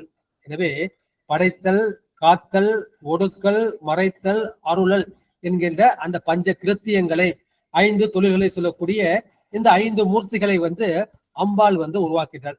சிவத்திலிருந்து சக்தி, இந்த சக்தியிலிருந்து அம்பாள் வந்து சதாசிவம், மகேஸ்வரம், ருத்ரன், விஷ்ணு, பிரம்மன், இந்த 5 பேரும் அம்பாளுக்கு குழந்தைகளாக சொல்லப்படுவார்கள். இந்த 5ம் 5 தத்துவத்துக்கு வந்து சொல்லுங்க. சரிம்மா. எனவே நமக்கு வந்து சக்தி, சிவம் அல்லது நாதம் என்று வந்து கண்ணுக்கு வந்து தெரியாது. இப்ப கோயில போயிட்டு வழிபடக்கூடிய ஒரே தத்துவம் வந்து சதாசிவம். இந்த சதாசிவம் வந்து அருவுருவம். இந்த சதாசிவத்திலிருந்து மகேஸ்வரம் வந்து உண்டாகும். 25 மாகேஸ்வர மூர்த்திகள். நம்ம வழிபடக்கூடிய இந்த தட்சிணாமூர்த்தி, நடராஜ பெருமான் எல்லாமே வந்து அந்த மாகேஸ்வர மூர்த்தத்துல இருந்து வரும். அந்த மகேஸ்வரத்துக்கு கீழே உள்ளது வந்து சுத்த வித்தைன்னு சொல்லும். சிவம், சக்தி, சாதாக்கியம், மகேஸ்வரம், சுத்த வித்தை. இந்த சுத்த வித்தையில வந்து 3 கடவுள் இருக்காங்க. அவங்க வந்து ருத்ரன், விஷ்ணு, பிரம்மன். மொத்தம் 5 கடவுள் வந்து பார்த்தாச்சு. இந்த 5 பேரும் 5 காரண கடவுள் சொல்லுவாங்க. பிரம்மன் வந்து படைக்கின்றார், விஷ்ணு வந்து காக்கின்றார், ருத்ரன் வந்து ஒடுக்குகின்றார், மகேஸ்வரன் வந்து மறைக்கின்றார், சதாசிவம் வந்து என்ன செய்கின்றார்னா நமக்கு அருள் புரிகின்றார். சதாசிவம் வந்து லிங்கமாக இருந்து அந்த கோயிலில் நமக்கு அருள் புரிகின்றார். இன்னும் சைவர்களுக்கு முக்கியமானது இந்த சதாசிவ வழிபாடு என்கின்ற அந்த லிங்க வழிபாடு தான். மூலவருக்கு தான் நம்ம வழிபாடு வந்து செய்ய வேண்டும். எனவே இந்த 5 கடவுள்களை வந்து என்ன செய்யறார், சிவம் வந்து சக்தியை வந்து படைப்பது போல தோன்றுகின்றது. இந்த சக்தி வந்து 5 பேரை படைக்கிறாங்க. சதாசிவம், மகேஸ்வரம், ருத்ரன், விஷ்ணு, பிரம்மன். ஒவ்வொருத்தரும் தொழிலை கொடுத்தார். பிரம்மா நீ வந்து படைப்பு தொழில் பார்த்துக்க, விஷ்ணு நீ வந்து காக்கம் தொழிலை பார்த்துக்கன்னா, அம்பாள் வந்து ஒண்ணுக்கும் ஒரு தொழிலை வந்து அம்மா பேரையும் உருவத்தையும் தொழிலையும் கொடுத்துறாங்க. எனவே இந்த 5 பூதங்கள் இருக்கின்றது.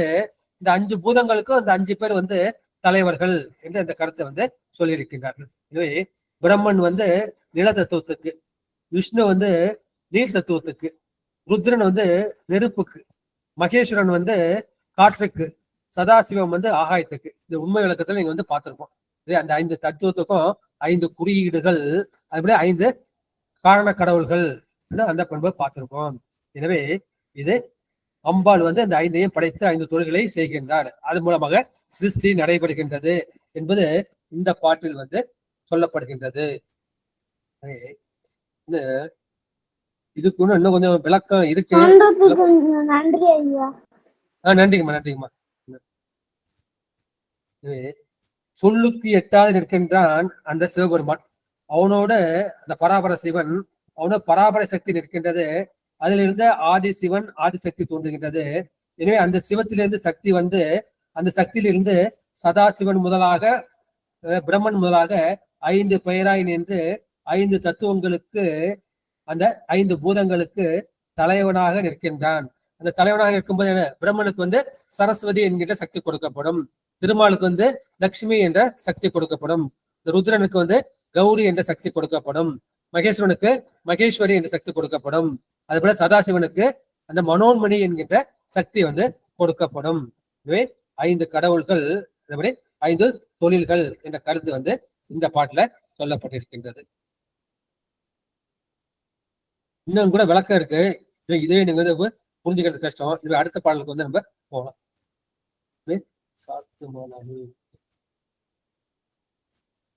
அடுத்த 5வது பாட்டு.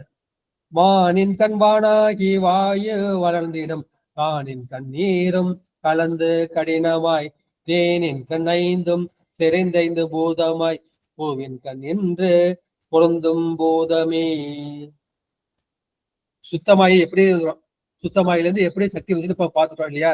சிவம், சக்தி, சாதாக்கியம், மகேஸ்வரம், சுத்த வித்தை. சுத்த வித்தில இருந்து 5 காரண கடவுள் வந்து பார்த்துட்டோம். இப்ப அதுல இருந்து என்ன செய்யுது, வித்யா தத்துவம் வருது. வித்யா தத்துவத்துல 7 இருக்கு. அதுக்கு கீழே என்ன செய்யறது, ஆன்ம தத்துவம் இருக்குது. அந்த ஆன்ம தத்துவத்துல 24 தத்துவம் இருக்கின்றது. அந்த அங்கதான் என்ன செய்யுது, அந்த பஞ்சபூதங்கள் இருக்கின்றது. போன பாட்டுல பஞ்சபூதத்தை பத்தி சொன்னார் இல்லையா? இந்த பாட்டுல அந்த பஞ்சபூதத்திலிருந்து சொல்லி இருக்கின்றார். மானின் கண் வானாகி. எனவே அந்த அசுத்த மாயிலிருந்து பிரகிருதி மாயை தோன்றும். அந்த பிரகிருதி மாயிலிருந்து என்ன செய்யும், அது ஆகாயம் தோன்றும். வானாகினா ஆகாயம் தோன்றும். அந்த ஆகாயத்திலிருந்து வாயு வளர்ந்திடும். ஆகாயத்திலிருந்து காற்று வந்து தோன்றும். எனவே அப்புறம் அதுல இருந்து அனல் தோன்றும். அதுல இருந்து நெருப்பு வந்து தோன்றும். கானின் கண் நீரும், அதுல இருந்து என்ன, நெருப்புல இருந்து நீரும் தோன்றும். நீரும் கலந்து கடினமாய், நீரின் பகுதி கெட்டிப்பட்டு பூமியும் தோன்றும். எனவே இந்த மாயா சக்தியின் அதன் இடமாக இந்த சூட்சும பூதங்கள் ஆகிய தன் மாத்திரைகள், இந்த பஞ்ச தன்மாத்திரைகள் உண்மை விளக்கத்துல நீங்க வந்து படிச்சிருப்பீங்க. பஞ்ச தன்மாத்திரைகள்னு பார்த்திருப்பீங்க. இந்த தன்மாத்திரைகள்ல இருந்து அந்த பூதங்கள் வந்து தோன்றும். நம்ம சொல்றப்ப என்ன சொல்றோம், ஆகாயத்துல இருந்து காற்று, காற்றுல இருந்து நெருப்பு, நெருப்புல இருந்து நீர், நீர்ல இருந்து நிலம், இந்த மாதிரி நம்ம சொல்லுவோம். ஆனா உண்மையா தோன்றதுன்னா இந்த தன்மாத்திரைகள் வந்து சொல்றாங்க. அந்த காரண தன்மாத்திரைன்னு சொல்லுவாங்க. இந்த காரண தன்மாத்திரைகள் தான் இதிலிருந்து இந்த பூமி தோன்றும். பூ என்னும் வியாகரத்திலிருந்து தோன்றும். எனவே மான் என்பது அந்த அசுத்தமாயை குறிக்கும். அந்த அசுத்தமாயை வந்து வித்யா தத்துவம் இருக்கும். காலம், நியதி, கலை, வித்தை, அராகம், புருடன், மாயை என்கின்ற 7 தத்துவம் இருக்கும். அதுல கலைன்னு ஒரு தத்துவம் இருக்கும். அந்த கலையில இருந்து பிரகிருதி மாயை வந்து தோன்றும். இந்த பிரகிருதி மாயில இருந்தா நம்முடைய ஆன்ம தத்துவமே தோன்றும். அந்த ஆன்ம தத்துவம் கடைசியா அந்த பஞ்ச பூதங்கள் வந்து தோன்றுகின்றது. இது சுத்த மாயை நம்ம பார்த்துட்டோம். இப்ப நம்ம வந்து வித்யா தத்துவம் பார்க்க வேண்டாம். இப்ப நம்ம என்ன பண்ணலாம், இந்த பிரகிருதி மாயைக்கு வந்து நம்ம போகலாம். இந்த பிரகிருதி மாயை நம்ம கடைசியா புரிஞ்சுக்கிட்டு 5 பூதங்களை பார்த்தோம். நிலம், நீர், நெருப்பு, காற்று, ஆகாயம். இந்த பஞ்சபூதங்கள் உங்களுக்கு நல்லா தெரியும். இந்த பஞ்சபூதங்களும் எதுல இருந்து தோன்றுது அப்படின்னா அதுக்கு ஒரு மாத்திரை இருக்கு. அதை வந்து தன்மாத்திரைன்னு சொல்லுவாங்க. அதை வந்து காரண தன்மாத்திரை. அந்த காரண தன்மாத்திரை வந்து சுவை, ஒலி, ஊறு, ஓசை, நாற்றம் என்கின்ற அந்த 5 தன்மாத்திரைகள். நாற்றம்னா வந்து வாசத்தை வந்து குறிக்கும். இந்த நாற்றம் என்கிற தன்மாத்திரையிலிருந்து இந்த நிலம் வந்து தோன்றும். சுவை என்கின்ற தன்மாத்திரையிலிருந்து நீர் வந்து தோன்றும். ஒளி என்கின்ற தன்மாத்திரையிலிருந்து நெருப்பு வந்து தோன்றும். ஊறுனா தொடு உணர்ச்சி, அதிலிருந்து காற்று தோன்றும். ஒளி என்கின்ற சப்தத்தில் இருந்து ஆகாயம் தோன்றும். எனவே இந்த 5 பூதங்களுக்கும் 5 தன்மாத்திரைகள் இருக்கின்றன. இந்த தன்மாத்திரைகள் தான் அந்த பஞ்ச பூதங்கள் வந்து தோன்றின. போன பாட்டுல 5 பூதங்களை பார்த்துட்டோம், 5 தெய்வங்களை பார்த்துட்டோம். இப்ப அந்த 5 தன்மாத்திரைகளை வந்து நம்ம வந்து பார்த்துட்டோம் இல்லையா. இதே காரண தன்மாத்திரை, இந்த பூதங்கள் தோன்றுவதற்கு காரணமாக இருப்பதால் இதை காரண தன்மாத்திரை சொல்றோம். இப்ப இதுல இருந்தா என்ன செய்யறது, நமக்கு வந்து அந்த 5 அறிவு கருவிகள், மெய், வாய், கண்மூக்கு, செவி என்கின்ற அந்த 5 அறிவு கருவிகள் அப்படின்னா செயல்படுவதற்கு கை, கால், குதம், குறி, வாய் என்கின்ற அந்த தொழில் கருவிகள். ஆக மொத்தம் 20 ஆச்சா. பஞ்சபூதம் 5, இந்த தன்மாத்திரை 5, அறிவு கருவிகள் 5, தொழில் கருவிகள் 5. ஆக மொத்தம் 4, 5, 20. இந்த 20 ஆன்ம தத்துவம் வந்தாச்சு. இன்னும் 4 இருக்கு. அது வந்து மனம், புத்தி, சித்தம், அகங்காரம் என்று சொல்லக்கூடிய அந்த கரணங்கள். எனவே இத 4 சேர்த்தா 24 ஆன்ம தத்துவம் வந்து தோன்றும். இது எங்கேருந்து தோன்றுதுன்னா அந்த அசுத்த மாயில இருந்து காலம், நியதி, கலை, வித்தை, அராகம், புருடன், மாயின்னு பார்த்தோம். அதுல கலைன்னு சொல்லக்கூடிய தத்துவத்திலிருந்து தான் இந்த பிரகிருதி மாயை வந்து உண்டாகும். இந்த பிரகிருதி மாயைனா அந்த பூமி, அந்த பிராகிருதம். இந்த பிரகிருதி மாயினப்ப அதுல இருந்து என்ன செய்யணும், அதுல குணதத்துவம். இது வரைக்கும் வந்து குணமே கிடையாது. இதுக்கு கீழே நமக்கு என்னன்னா 3 குணங்கள், தாமச குணம், ராஜச குணம், சாத்விக குணம் என்கின்ற 3 குணம் வந்து இந்த மூல பிரகிருதி என்கிற பிரகிருதி மாயை தோன்றும் போதுதான் தோன்றும். அந்த குணத்தை தான் நம்ம என்ன சொல்றோம், அத மனம், புத்தி, சித்தம். சித்தம்னு சொல்றது வந்து அந்த குணதத்துவம் தான். எனவே அந்த பிரகிருதி மாயிலிருந்து குணதத்துவம் வந்து தோன்றும், அது சித்தம். அதுல இருந்து புத்தி தோன்றும், புத்தி தான் நிஜம். அதுக்கு கீழே என்ன தோணும்னா அகங்காரம் தோன்றும். அந்த அகங்காரத்தை என்ன பிரிக்கிறாங்க, 3ஆ பிரிக்கிறாங்க. அதாவது சாத்விக அகங்காரம், ராஜச அகங்காரம், தாமச அகங்காரம் என்று பிரிக்கின்றோம். அதுல முதல்ல வந்து இந்த சாத்விக அகங்காரம், அதை வந்து தைசத அகங்காரம்னு சொல்றோம். அந்த தைசத அகங்காரம் இருக்கு இல்லையா, அந்த தைசத அகங்காரத்துல தான் என்ன தோன்றுதுன்னா இந்த மனம்னு விட்டுட்டோம் இல்லையா, அந்த மனமும் இந்த 5 அறிவு கருவிகளும் மெய், வாய், கண், மூக்கு, செவி என்ற அந்த அறியக்கூடிய கருவிகள், அந்த 5 மனமும் தோன்றுவது அந்த சாத்விக அகங்காரத்திலிருந்து தோன்றுகின்றது.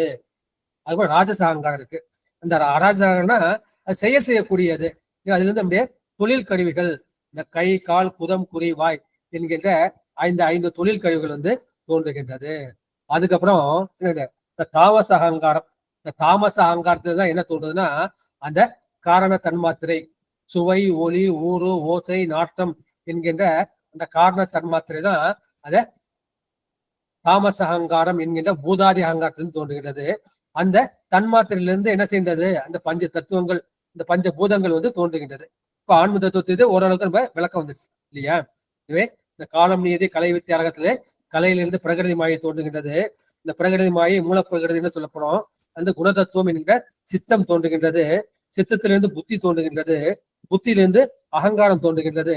அந்த அகங்காரம் வந்து 3ஆக பிரிக்கப்படுகின்றது. அது சாத்விக அகங்காரம், தைசத அகங்காரம் என்று சொல்லப்படும். அந்த தைசத அகங்காரத்திலிருந்து மனம் என்கின்ற அந்த கரணமும் 5 அறிவு கருவிகளும் தோன்றப்படுகின்றது. இந்த ராஜச அகங்காரம் என்கின்ற அதிலிருந்து என்ன தோன்றுகிறது, 5 தொழில் கருவிகள் தோன்றுகின்றன. அந்த தாமச அகங்காரம் என்கின்ற பூதாதி அகங்காரத்திலிருந்து 5 தன்மாத்திரைகள் தோன்றுகின்றது. அந்த 5 தன்மாத்திரைகள் வந்து 5 பூதங்கள். மறுபடியும் கீழே இருந்து போலாம். இந்த 5 பூதங்கள், 5 தன்மாத்திரைகள், 5 அறிவு கருவிகள், 5 தொழில் கருவிகள், அப்புறம் 4 அந்த கரணங்கள், மனம், புத்தி, சித்தம், அகங்காரம். ஆக மொத்தம் அந்த ஆன்ம தத்துவம் 24 தோன்றிவிட்டது. இதை வச்சுக்கலாம். எனவே அசுத்தமாயிலிருந்து ஆகாயமாகி காற்று தோன்றி, அதிலிருந்து அனல் தோன்றி, அப்புறம் நீர் தோன்றி, அப்புறம் கடினமாக பூமி தோன்றி, அப்புறம் என்ன செய்த அதுல சூட்சும பூதங்களாகிய இந்த தன்மாத்திரைகள் 5 தோன்றுகின்றன என்ற கருத்து தான் இதன் திரண்ட கருத்து. இதன் வானாகி மண்ணாகி வழியாகி ஒளியாகி அதுல வந்து நீர் தத்துவத்தை வந்து நம்முடைய பெருமான் வந்து விட்டுருப்பார். ஏன்னா அந்த பாட்டுல அதுக்குதான் வந்து ஊனாகி உயிராகி உண்மையுமாய் இன்மையுமாய், அப்புறம் யான் எனது என்று அவரவரை கூத்தட்டவனாகி. இப்ப என்னை போட்டு யான் என்ற ஒரு அகங்காரமும் எனது என்ற அகங்காரம் என்னை போட்டு பாடப்படுது இல்லையா? யான் எனது என்று அவரை கூத்தாட்டுவான். எல்லாம் எது? வானாக இருப்பது சிவபெருமான் தான், காற்றாக இருப்பது சிவபெருமான் தான், யான் எனது என்று அவரை கூத்தாட்டுவதும் இந்த சிவபெருமான் தான். எனவே எல்லாமே இந்த சிவபெருமான் தான் என்று சொல்லுவார்கள். இது வரைக்கும் ஓரளவுக்கு கொண்டு வந்து புரிஞ்சிருக்கணும் வந்து நம்ம நினைக்கிறோம். எனவே இதை வந்து எப்படி சுத்தமாயை, அந்த அசுத்தமாயை வந்து அது முழுக்க முழுக்க அசுத்தம் கிடையாது, அதை வந்து மிச்சிரமாயைன்னு. ஏன்னா அது வந்து சுத்தமும் கலந்திருக்கும் அசுத்தமும் கலந்திருக்கும். எனவே அதை வந்து என்ன செய்வாங்க, அதை கலப்பு உலகம் சொல்லுவாங்க. இந்த பிரகிருதி மாயை தான் இது அசுத்த உலகம் என்று சொல்லப்படும்.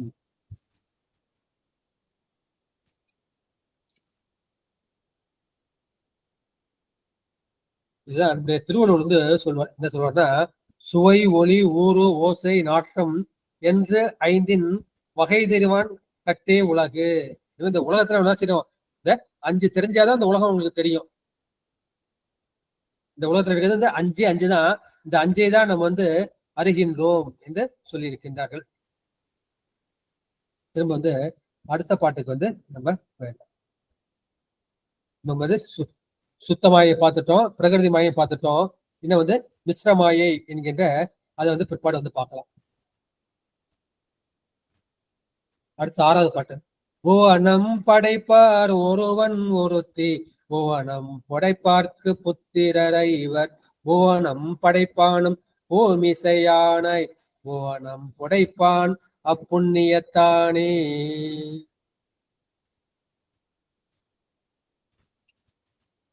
புவனம் படைப்பான் ஒருவன் ஒருத்தி. இந்த பெருமான் வந்து சிருஷ்டி செய்யணும்னு நினைக்கிறாரு. சிருஷ்டி செய்யறப்ப வந்து என்ன செய்யறாரு, சிவம் சக்தின்னு 2 பேரை நினைக்கிறார். ஒருவன் என்பது ஒப்பற்ற ஒருவனாகிய சிவத்தை குறிக்கும், ஒருத்தி என்பது ஒப்பற்ற சக்தியாகிய அந்த சக்தியை, பராசக்தியை வந்து குறிக்கும்.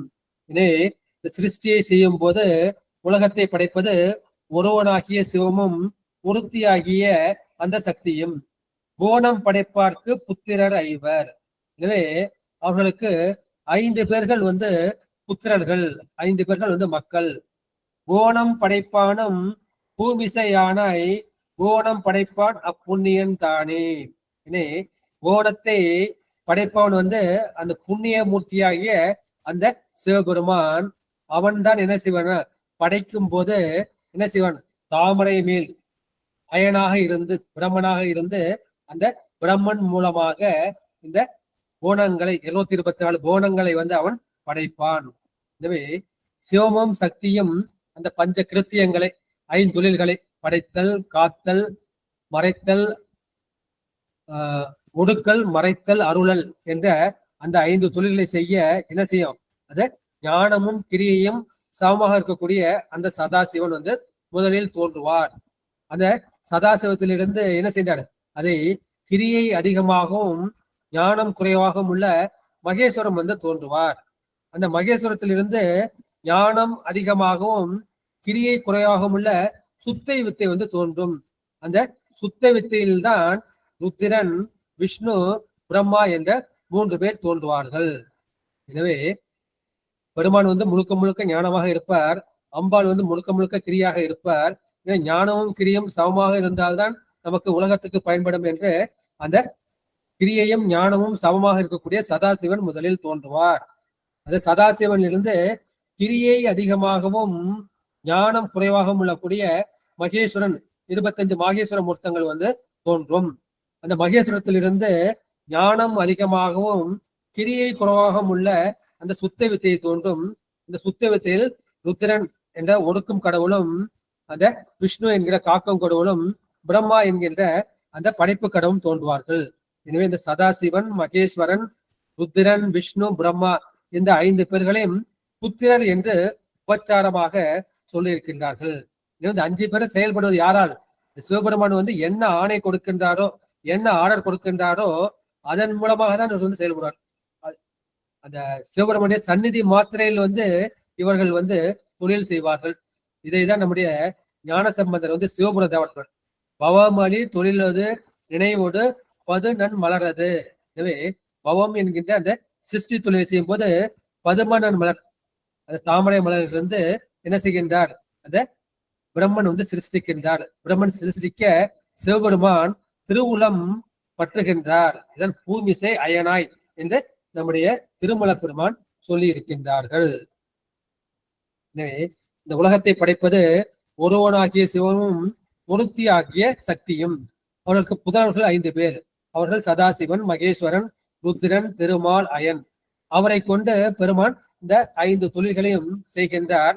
அதில் படைப்பு தொழிலுக்கு உரிமை பெற்றவன், அங்கீகாரம் பெற்றவன், லைசன்ஸ் வாங்கியது நம்முடைய தாமரை மலர் இருக்கக்கூடிய அந்த பிரம்மன்.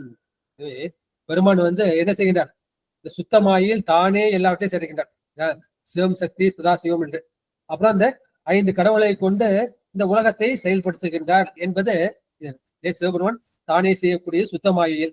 அசுத்தமாயிலும் பிரகிருதி மாயையும் தக்கார் பிறரை கொண்டும் இந்த 5 கடவுள்களை கொண்டும் இந்த உலகத்தை நடத்துகின்றார் என்கின்ற அந்த சர்வ சிருஷ்டி வந்து இந்த பாட்டில் சொல்லப்பட்டது. அடுத்து 7வது திருப்பாடல். புண்ணிய நந்தி பொருந்தி உலகெங்கும் தன்னியமானை வளர்த்திடும் சக்தியும் கண்ணியல்பாக களைவி முழுதுமாய் மண்ணியல்பாக மலர்ந்தெழும் கோவிலே. புண்ணியன் நந்தி பொருந்தி உலகெங்கும். புண்ணியனாகிய அந்த சிவன், புண்ணியா உன்னடிக்கே போதுகின்றேன், புழுவாய் புறக்கணும் புண்ணியா நின்னடி என் மனத்தை வலுவாதிருக்க வரம் தர வேண்டும். புண்ணியன் என்பது சிவன் தான். அந்த புண்ணியனாகிய சிவம் வந்து பொருந்தி உலகெங்கும், இந்த பொருந்திய உலகம் எங்கும் தன்னியமானை வளர்த்திடும், இந்த மண்ணின் தன்மை உடையதாகி அது வளர்ந்திருக்கும். சக்தியும் கண்ணியல்பாக கலவி முழுதுமாய் மண்ணியல்பாக மலர்ந்தெழும் பூவியே. இந்த சக்தியும் என்ன செஞ்சிருக்கோம்? அது நீரின் இயல்பாகி இந்த பூமியை சுற்றியும் பூமிக்குள்ளும் கலந்திருக்கும். இந்த மாதிரி சிவமும் சக்தியும் இந்த மாதிரி ஒன்றுக்குள் ஒன்று கலந்திருக்கும். அதுபோல அந்த பிரபஞ்சம் முழுக்கதும் அந்த பஞ்ச பூதங்களிலிருந்து 224 புவனங்கள் வரைக்கும் எல்லாவற்றிலும் அது கலந்திருக்கும். இது வந்து மண் வந்து கடினமா எல்லாவற்றையும் தாங்கும். இந்த வாரி ஆகிய நீர் வந்து குளிர்ந்து அதை பதமாக்கும். மண்ணை பதப்படுத்த என்ன செய்கின்றோம்? அதை நம்ம தண்ணியை போட்டுதான் பதப்படுத்துறோம். எனவே சிவத்தை குளிர்ந்து பதமாக்கும் சக்தி என்று இந்த இடத்துல சொல்லுவோம். கண் என்பது எண்ணப்படுவது, கண்ணியல்பட எண்ணப்படுகின்ற தன்மை, கண்ணுதல்னா எண்ணுதல் என்ற அந்த கருத்து வந்து இந்த பாட்டில் சொல்லப்படுகின்றார்.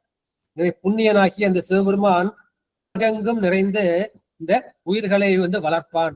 அதுபோல சிவனும் சக்தி என்ன செய்யும்? சிவன் வந்து சங்கல்ப ரூபமா இருந்து அவனோடு பூவினில் மனம் போல, போன பாட்டுல வந்து மண்ணில் வந்து ஒளி போல, மணியில் ஒளி போல சொல்றார். இந்த மணியில் ஒளி போல இந்த இடத்துல பூவில் மனம் போல பொருந்தி எங்கும் நின்று அந்த சிவபெருமான் வந்து என்ன செயலை கருதுகின்றாரோ அந்த செயலை வந்து அம்பாள் வந்து செய்வாள் என்ற பாட்டு வந்து இந்த பாட்டுல சொல்லப்பட்டிருக்கின்றது. எனவே 5 செய்யும் இடத்து பெருமான் என்ன செய்கின்றார்?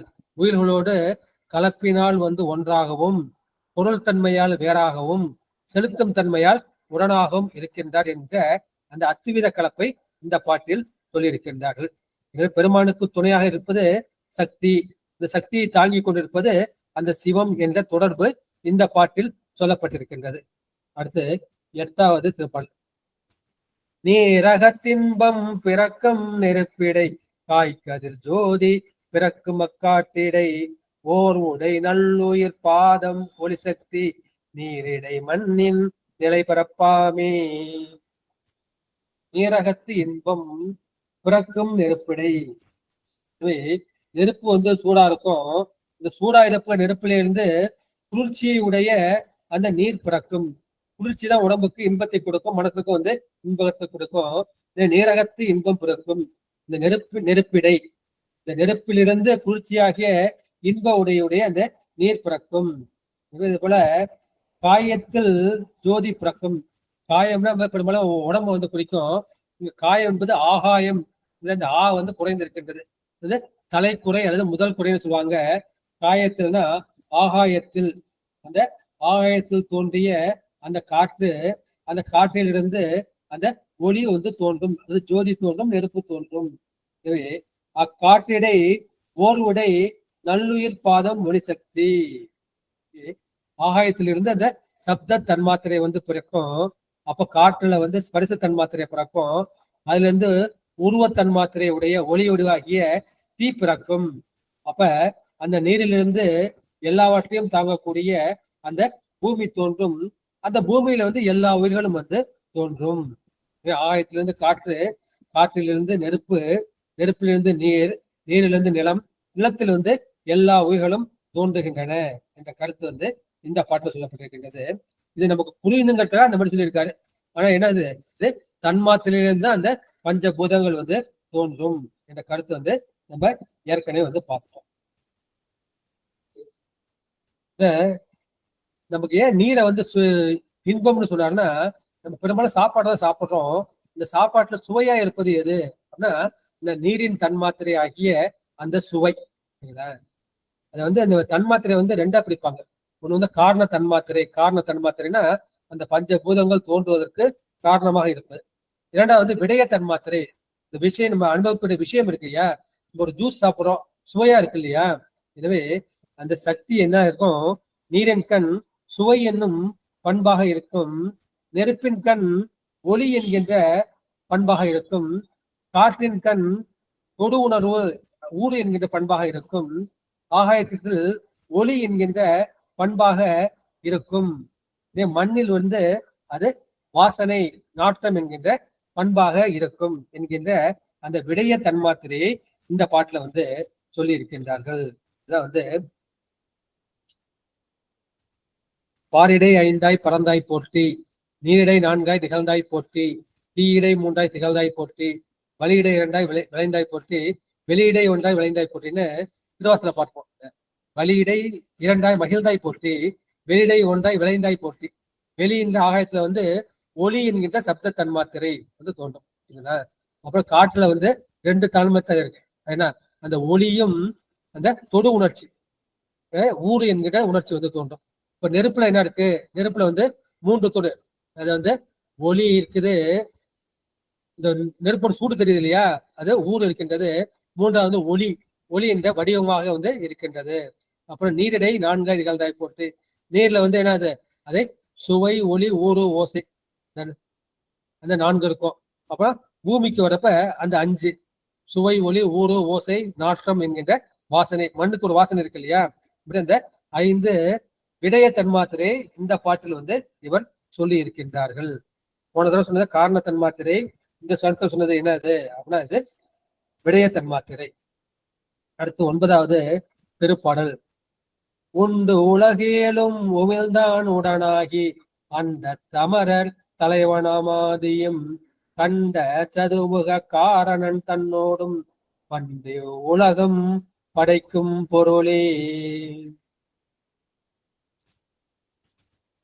அண்டத்து அமரர் தலைவனும், இந்த அமரர் தலைவன்னா தேவர்கள் தலைவனாக இந்திரன் நினைப்போம். ஆனா பெருமான் தான் தேவாதி தேவன், மகாதேவன்.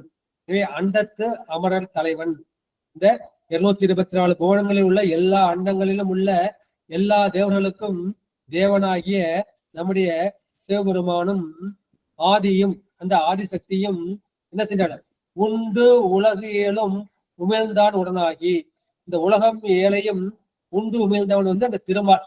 இந்த திருமாலோடு கண்ட சதுர்முக காரணன். அத கண்டம்னா கழுத்தை வந்து குறிக்கும். ஒரு கழுத்தும் சதுர்முகம் 4 முகமும் உடைய அந்த காரணாகிய அந்த பிரம்மனோடு கூடி பண்டு உலகம் படைக்கும் பொருளே. எனவே பெருமான் என்ன செய்கின்றார், அந்த ருத்திரன், திருமால், அப்புறம் அயன், இந்த 3 பேரோடு சேர்ந்து இந்த உலகத்தை படைத்து காத்து ஒடுக்குகின்றார் என்பது இந்த பாடலின் திரண்ட கருத்து. கண்ட சதுமுகன் என்பது கண்டம் என்பது கழுத்தை குறிக்கும். அப்புறம் நம்ம கண்டியூர்ல பார்த்துருக்கோம். கண்டியூர்ல வந்து பெருமான் வந்து இந்த பிரம்மனோட சிரசை வந்து கிள்ளி விடுவார். கண்டியூர்னு சொல்லப்படும். பெருமானுடைய திருக்கடத்தால் அதை அவனுடைய உச்சந்தலை அந்த ஈசானந்தலை என்ன செஞ்சு அது சிவபெருமானை இகழ்ந்தது. பெருமான் என்ன செய்கிறார்? அதை வந்து கண்டிக்கின்றார். விரலகத்தால் கிள்ளுகின்றார்.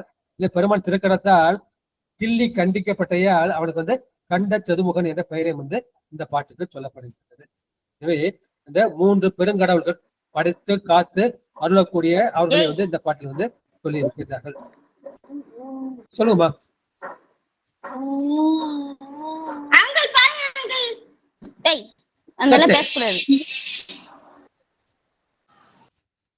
அடுத்து 10வது திருப்பாடல். ஓங்கு பெருங்கடல் உள்ளொருவானோடும் பாங்கார் கையிலை பராபரன் தானும் வீங்கும் கமல மலர் மிசை மேலையன் ஆங்கோயிர் வைக்கும் அது உணர்ந்தானே. 2வது வரைய ஃபர்ஸ்ட் எடுத்துங்க. பாங்கார் கையிலை பராபரன். பாங்கார்னா மிக்க அழகு மிக்கது. இந்த அழகு மிக்க அந்த திருக்கையிலையில் வீட்டிருக்கின்ற பராபர வஸ்துவாகிய அந்த சொரூப சிவனாகிய அவனும். 2வது முதல் வரை. ஓங்கு பெருங்கடல் உள்ளுரு வானடும். அந்த அலைகள் உயர்ந்து வருகின்ற பார்க்கடலில் உரைகின்ற அந்த திருமாலும். வீங்கும் கமல மலர்மிசை மேலையன். அந்த சிறந்த கமலம்னா தாமரை மலர்.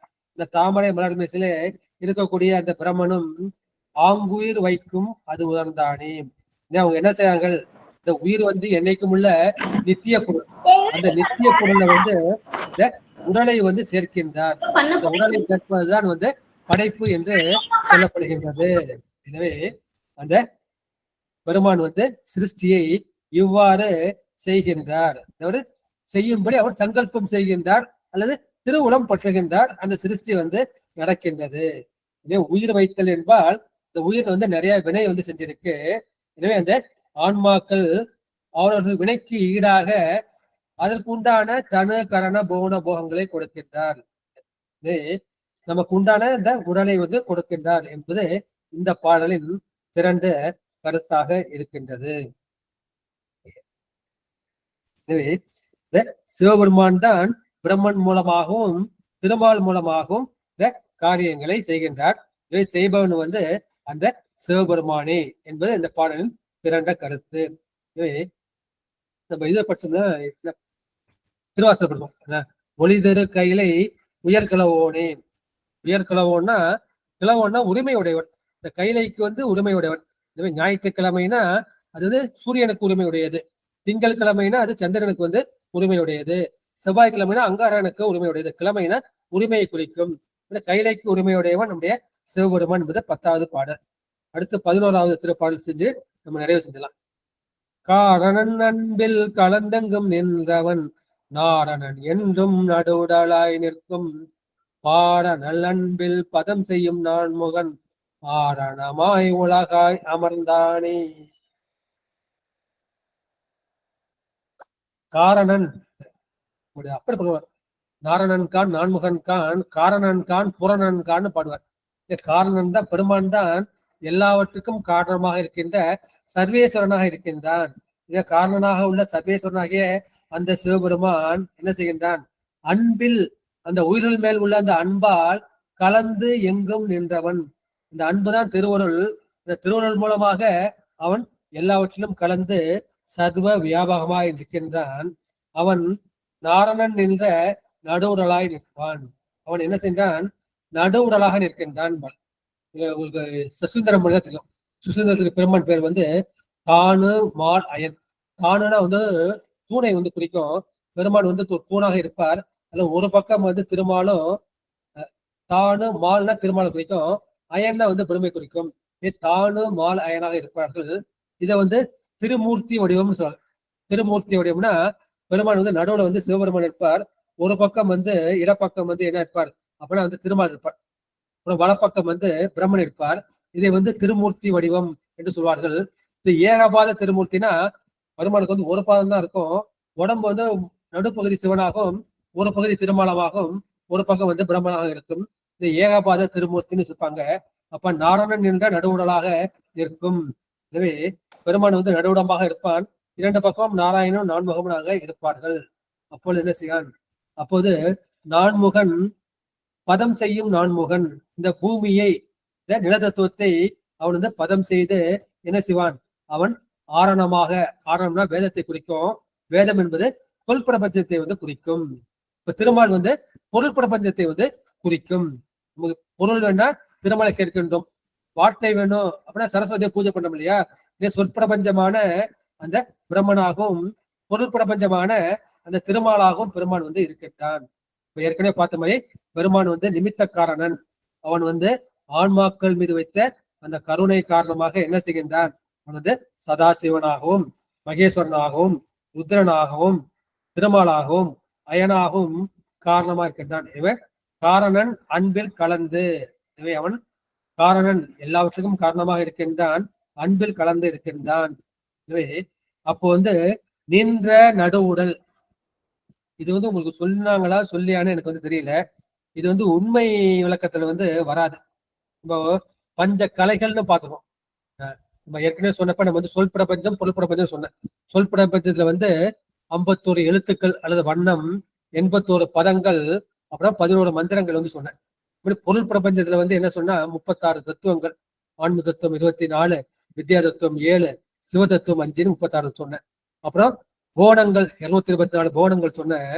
அப்புறம் பஞ்ச கலைகள், பஞ்ச கலைகள் வந்து யாரு வந்து சிவ பூஜை பண்றாங்களோ அனுஷ்டானம் பண்ணாங்களோ அவங்களுக்கு நிவர்த்தி கலை, பிரசா கலை, வித்யா கலை, சாந்தி கலை, சாந்திய அதீத கலை என்று 5 கலைகள் வந்து நிற்கும்.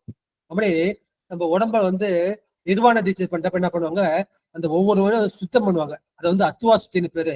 அந்த மாதிரி அத்துவா சுத்தி இருக்கிறப்ப என்ன செய்றாங்கன்னா, முழங்காலுக்கு கீழே அந்த முழங்காலுக்கு கீழே வந்து நிவர்த்தி கலை, முழங்கால இருந்து தொப்புள் இருக்குல்ல அது வந்து பிரசா கலை, அப்புறம் வந்து தொப்புள்ல இருந்து இது வரைக்கும் வந்து அது வித்யா கலை, முகம் வந்து சாந்தி கலை, முகத்துக்கு மேல வந்து சாந்திய அதீத கலை.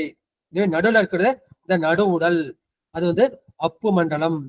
எனவே அப்பு மண்டலம் வந்து பிரதிஷ்டா கலை என்று சொல்றாங்க. அப்புறம் எனவே இந்த உடலை வந்து பாகமா பிடிக்கிறப்ப நடு உடல் வந்து சிவபெருமானுக்கு உரியது என்ற அந்த கருத்து வந்து பெருமான் வந்து சொல் பிரபஞ்சமாகவும் பொருட்பிரபஞ்சமாக படைத்து அவன் காரியப்படுத்துகின்றான். அவன் ஆரணமாய், ஆரணம்னா இந்த வேதம், வேதமாகவும் ஆகமாகவும் இருந்துதான் நமக்கு என்ன செய்கின்றான்? வேதம் ஆகமாகி நின்று அன்னிப்பான் தாழ்வாள்கன்னு பார்த்தோம்.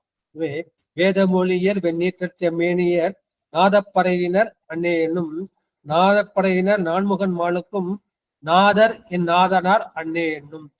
நான்முகனுக்கும் மாலுக்கும் இவர்தான் வந்து நாதன், இவர்தான் வந்து தலைவன் என்று திருவாசக கருத்தை சொல்லி இன்றைய சிந்தனையை நிறைவு செய்கின்றேன்.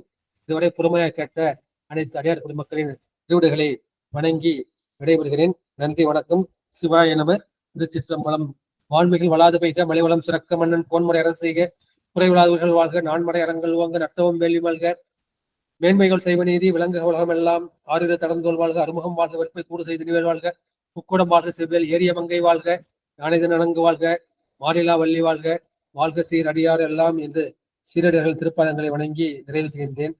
திருச்சிற்றம்பலம், தில்லையம்பலம், சிற்சபேசா, சிவசிதம்பரம், சிவசுப்பிரமணியவும் சிவசுப்பிரமணியவும் சிவசுப்பிரமணியவும். அடியார் பெருமக்கள் தங்கள் கருத்துக்களை பதிவு செய்யலாம், ஐயங்களை கேட்கலாம்.